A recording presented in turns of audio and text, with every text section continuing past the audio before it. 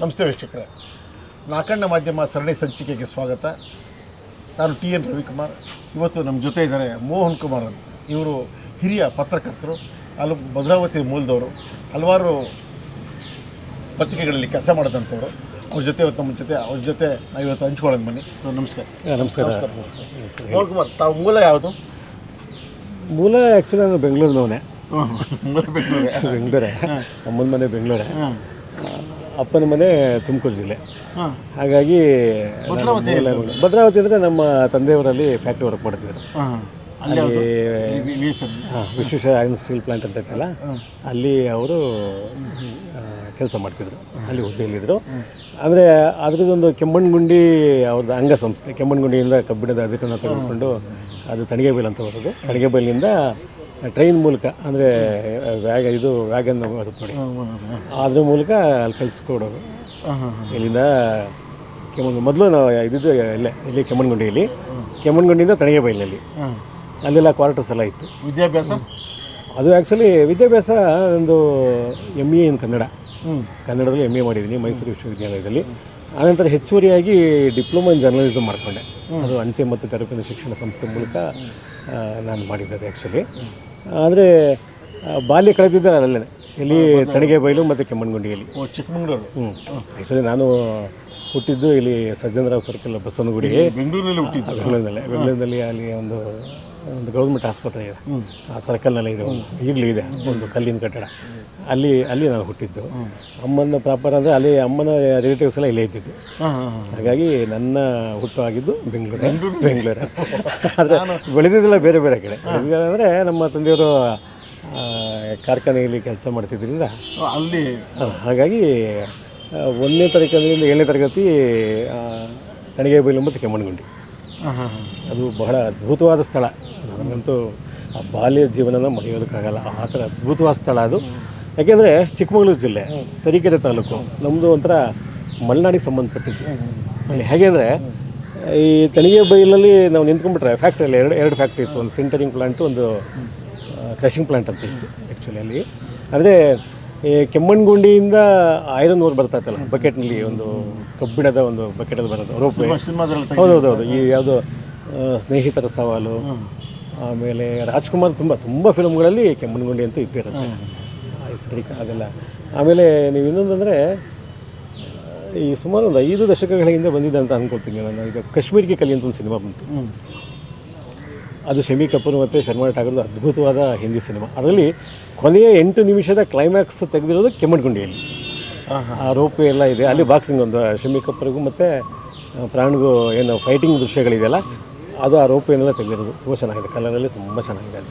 ಆಮೇಲೆ ಕನ್ನಡದಲ್ಲೂ ತುಂಬ ಇದೆ. ಪರೋಪಕಾರಿ, ಧೂಮಕೇತು, ಜೇಡರ ಬಲೆ, ಸ್ನೇಹಿತರ ಸವಾಲು, ಕೆಮ್ಮಣ್ಣಗುಂಡಿ. ಅದು ಆಗಿನ ಇದು ಆಗ ಮತ್ತು ಈಗ ಕೂಡ, ಅಂದು ಮತ್ತು ಇಂದು ಚಿತ್ರೀಕರಣಕ್ಕೆ ಹೇಳಿ ಮಾಡಿಸ್ತಾಳೆ.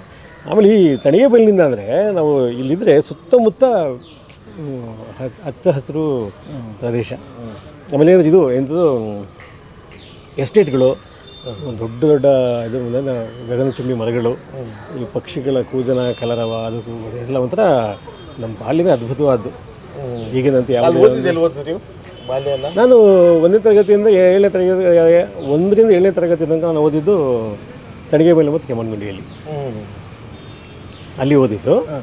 ಆಮೇಲೆ 8ನೇ ತರಗತಿ ನಾನು ಓದಿದ್ದು ಆ್ಯಕ್ಚುಲಿ ಇಲ್ಲಿ ತುಮಕೂರು ಜಿಲ್ಲೆ ಗುಬ್ಬಿ ತಾಲೂಕು ಕಲ್ಲೂರು ಅಂತ ಇದೆ, ಅಲ್ಲಿ ಶ್ರೀ ಸಿದ್ಧಗಂಗಾ ಗ್ರಾಮಾಂತರ ಪ್ರದೇಶದಲ್ಲಿ 1 ವರ್ಷ ಓದಿದೆ. ಬಟ್ಟೆ ಎಲ್ಲ ಹೌದು, ರೇಷ್ಮೆ ಎಲ್ಲ ಅಲ್ಲಿ ನಾನು 1 ವರ್ಷ ಓದಿದೆ. ಅದು ಅಲ್ಲೂ ಅಷ್ಟೇ ಒಳ್ಳೆ, ನಮಗೆ ನಿಜ ಹೇಳಬೇಕಂದ್ರೆ ಸಿಕ್ಕಿರೋ ಶಿಕ್ಷಕರು, ಪ್ರಾಧ್ಯಾಪಕರು ಎಲ್ಲ ಒಂಥರ ಅದ್ಭುತವಾದ ಅನುಭವ ಕೊಟ್ಟವ್ರೆ. ಒಳ್ಳೆ ಒಂದು ತಿಳಿದವರು ನಮ್ಮನ್ನು. ಕಲ್ಲೂರಲ್ಲಿ 1 ವರ್ಷ ಇದೆ. ಆಮೇಲೆ 8 ಮತ್ತು 9 ಮತ್ತು 10 ತರೀಕೆರೆಯಲ್ಲಿ ಗೌರ್ಮೆಂಟ್ ಜೂನಿಯರ್ ಕಾಲೇಜಲ್ಲಿ ಹೋದೆ. ಮತ್ತು PUC ಶಿಕ್ಷಣ ಮತ್ತು ಆನಂತರ PUC ಭದ್ರಾವತಿಯಲ್ಲಿ ಸಿಲ್ವರ್ ಜೂಬಿಲಿ ಕಾಲೇಜ್ ಅಂತ ಹೇಳಿ. ಪದವಿ ಮುಗಿಸಿದ್ದು ಇಲ್ಲಿ ಸರ್ವಮಿ ಆರ್ಟ್ಸ್ ಆ್ಯಂಡ್ ಕಾಮರ್ಸ್ ಕಾಲೇಜ್ ಅಂತ. ಅಲ್ಲಿ ನನ್ನ ಪದವಿ ಶಿಕ್ಷಣ. ಆಮೇಲೆ ಸ್ನಾತಕೋತ್ತರ ಪದವಿ ಪಡೆದಿದ್ದು ಮೈಸೂರಿನಲ್ಲಿ. ಸಿನಿಮಾ ಮಾಡಿದ್ದಲ್ಲ ಯಾವುದು ನೀವು? ಸಿನಿಮಾ ಅಂತಂದರೆ ನಾನು ಹೇಳಿದಲ್ಲ, ಈ ಆ್ಯಕ್ಚುಲಿ ಕೆಮ್ಮಣ್ಣಗುಂಡಿಗೆ ಬಹಳಷ್ಟು ಜನ ಶೂಟಿಂಗ್ ಬರ್ತಿದೆ. ಅಲ್ಲೇನಕ್ಕೆ ಅಂತಂದರೆ ಆ ಸಿನಿಮಾ ಚಿತ್ರೀಕರಣ ಮಾಡೋರಿಗೆ ಯಾವುದೇ ತೊಂದರೆ ಆಗ್ತಿರಲಿಲ್ಲ, ಜನಗಳ ಗಲಾಟೆ ಇರ್ತಿರಲಿಲ್ಲ. ಅದು ಆ್ಯಕ್ಚುಲಿ ಜನಸಂದಣಿ ಇಲ್ಲ. ಒಂದು ಅಲ್ಲಿ ಕೂಲಿ ಕಾರ್ಮಿಕರು ಅಥವಾ ಈ ಫ್ಯಾಕ್ಟ್ರಿ ಕಾರ್ಮಿಕರು, ಗಣಿಯಲ್ಲಿ ಕೆಲಸ ಮಾಡೋರು, ಅದು ಅವರಿಗೆ ಅವ್ರದ್ದೇ ಇತ್ತು, ಕೆಲಸ ಕಾರ್ಯಗಳಿತ್ತು. ಹಾಗಾಗಿ ಅವರೇನೆಂದರೆ ಇದಕ್ಕೋಸ್ಕರ ಅವ್ರಿಗೆ ಸಮಯ ಸಿಗ್ತಿರ್ಲಿಲ್ಲ. ಆದರೂ ಪಾಪ ಬರೋರು, ಅವಾಗೆಲ್ಲ ಈ ರೀತಿಯಲ್ಲಿ ಇರಲಿಲ್ವಲ್ಲ, ಇದೆಲ್ಲ ಏನಿರಲಿಲ್ವಲ್ಲ. ಹಾಗಾಗಿ ಅವ್ರು ಬರೋ ಶೂಟಿಂಗ್ ನೋಡೋಕೆ ಬರೋರು. ಅಂಥ ಸಂದರ್ಭದಲ್ಲಿ ನಾನು ಕೆಮ್ಮಣ್ಣುಗುಡಿಯಲ್ಲಿ ಓದ್ತಾ ಇದ್ದಾಗ ಸೋಮಶೇಖರ್ ನಿರ್ದೇಶನದಲ್ಲಿ ಅಣ್ಣಾರ ಒಂದು ಸಿನಿಮಾ ಬಂತು, ಪ್ರೇಮದ ಕಾಣಿಕೆ. ಆರತಿ ಮತ್ತು ವಜ್ರಮುನಿ, ತೂಗುದೀಪ ಶ್ರೀನಿವಾಸ್, ಜೈಮಾಲ ಎಲ್ಲ, ಅದು ಅದ್ಭುತವಾದ ಒಂದು ಚಿತ್ರ, ಸೋಮಶೇಖರ್ ನಿರ್ದೇಶನ. ಅದು ನನಗೆ ಒಂದು ಅಸ್ಪಷ್ಟವಾಗಿ ನೆನಪಿದೆ. ನಮಗೆ ನಮ್ಮ ಸ್ಕೂಲಲ್ಲಿ ನಮ್ಮದು ಆ್ಯಕ್ಚುಲಿ ಕಾರ್ಖಾನೆ ಶಾಲೆ, ಕಾರ್ಖಾನೆ ಶಾಲೆ. ಅದು ನೀವು ಇನ್ನೊಂದು ನೋಡಿರಬೇಕು, ಬೆಟ್ಟದ ಹೂ ಚಿತ್ರದಲ್ಲಿ ಪುನೀತ್ ರಾಜ್ಕುಮಾರ್ ನಮ್ಮ ಅಪ್ಪು ಅವರು ತಾಯಿ ಶಾರದೆ ಲೋಕ ಪೂಜಿತೆ ಜ್ಞಾನದಾತೆ ನಮೋಸ್ತುತೆ ಅಂತ ಇದೆಯಲ್ಲ, ಆ ಶಾಲೆಯಲ್ಲಿ ನಾನು ಓದಿದ್ದು. ಆ ಶಾಲೆಯಲ್ಲಿ ನಾನು ಓದಿದ್ದು ಅದೇ ಶಾಲೆ, ಅದು ಕಾರ್ಖಾನೆ ನಡೆಸ್ತಿದ್ದ ಶಾಲೆ. ಆಗೇನಾಯಿತು ಅಂತಂದರೆ ಈ ನಮಗೆ ಅಲ್ಲೊಂದು ಪ್ರೇಮದ ಕಾಣಿಕೆ ಒಂದು ಹಾಡು ಬರುತ್ತೆ, ಒಂದು ರಾಜ್ಕುಮಾರ್ ಮಗಳು ಹುಟ್ಟಿದ ಹಬ್ಬಕ್ಕೆ ಒಂದು ಹಾಡು ಬರುತ್ತೆ. ಚಿನ್ನ ಎಂದು ನಗುತ್ತಿರು ನನ್ನ ಸಂಗ ಬಿಡದಿರು ಸರಸದ ಸಮಯದಿ ಸದಾ ಕೋಪವೇನು ಅಂತ ಒಂದು ಹಾಡು ಬರುತ್ತೆ. ಅದಕ್ಕೆ ಆ ಮಗುವಿನ ಸ್ನೇಹಿತರಾಗಿ ಬೇಕಾಗಿತ್ತು. ಆಗ ನಮಗೆ ನಾವಿನ್ನು ಸಣ್ಣವ್ರು, ಬಹುಶಃ ನಾನು 6-7ನೇ ಕ್ಲಾಸ್ ಅಥವಾ ಇನ್ನೂ ಒಂದು 5ನೇ ಕ್ಲಾಸ್ 6ನೇ ಕ್ಲಾಸ್ ಇರಬೇಕಂತ ಅಷ್ಟು ಗೊತ್ತಿಲ್ಲ. ಒಂದು ಸರಿ ಚಿತ್ರೀಕರಣ ತಂಡದವರೆಲ್ಲ ಬಂದರು.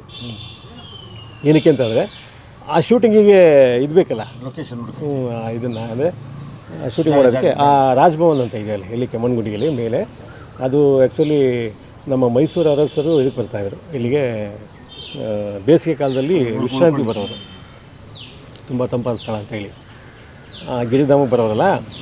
ಇಲ್ಲಿ ಆ ಚಿತ್ರೀಕರಣಕ್ಕೆ ಆ ಹಾಡಿಗೆ ಬೇಕು ಅಂತ ಹೇಳಿ ನಾವು ಓದ್ತಾ ಇದ್ವಲ್ಲ, ನಮ್ಮನ್ನೆಲ್ಲ ನಮ್ಮ ಹೆಡ್ ಮಾಸ್ಟರ್ನ ಕನ್ವಿನ್ಸ್ ಮಾಡಿಬಿಟ್ಟು ಅಥವಾ ಅಲ್ಲಿ ಹಿರಿಯ ಅಧಿಕಾರಿಗಳನ್ನು ಮಾಡಿಬಿಟ್ಟು ಅವ್ರನ್ನ ನಮ್ಮನ್ನು ಅಲ್ಲಿಗೆ ಇದು ಮಾಡ್ಕೋಬೇಕು. ಸುಮ್ಮನೆ ಆ ಮಗು ಜೊತೆ ಕುಣಿಯೋವಂಥದ್ದು, ಹಾಡು ಹೇಳೋವಂಥದ್ದು, ಈ ಥರ ಒಂದು ಆ ಸನ್ನಿವೇಶಕ್ಕೆ ನಮಗೆ ಬಹಳ ಖುಷಿ ಆಗೋದಂದರೆ, ನಮಗೆ ಯೂನಿಫಾರ್ಮ್ ಅಂತ ಇರಲಿಲ್ಲ ಸ್ಕೂಲಲ್ಲಿ. ನನಗೆ ಮೊದಲನೇ ಬಾರಿಗೆ ಯೂನಿಫಾರ್ಮ್ ಅಂತ ಹಾಕ್ಕೊಂಡಿದ್ದು ಆ ರಾಜ್ಕುಮಾರ್ ಚಿತ್ರತಂಡದವರು ನಮ್ಮೆಲ್ಲರಿಗೂ ಹೊಲಿಸ್ಕೊಟ್ಟಿದ್ರು. ಒಂದು ಕಾಕಿ ಚಡ್ಡಿ, ಒಂದು ಬಿಳಿ ಶರ್ಟ್. ಎಷ್ಟು ದಿನ ಆಯ್ತಾ ಅಷ್ಟೆಲ್ಲ ಹೊಲಿದಲ್ಲಿ ಮಾಡೋಕ್ಕೆಲ್ಲ ಟೈಮ್? ಇಲ್ಲ, ಅದು ಒಂದು ನನಗೆ ತಿಳಿದ ಮಟ್ಟಿಗೆ ಒಂದು 2-3 ತಿಂಗಳ ಮುಂಚೆನೇ ಎಲ್ಲ ಬಂದಿದ್ದರು. 2-3 ತಿಂಗಳ ಮುಂಚೆ ಬಂದು ನನಗೆ ಹೆಚ್ಚೆಲ್ಲ ಮಕ್ಕಳು ಆಯ್ಕೆ ಎಲ್ಲ ಮಾಡಿಕೊಂಡು ಯಾವ ಥರ ಸೈಜಲ್ಲಿ ಅದೇ ತಗೊಂಡು ಎಲ್ಲ ಸಾಮಾನ್ಯ ಎಲ್ಲ ಒಂದೇ ಸೈಜ್ ಇದ್ವಿ.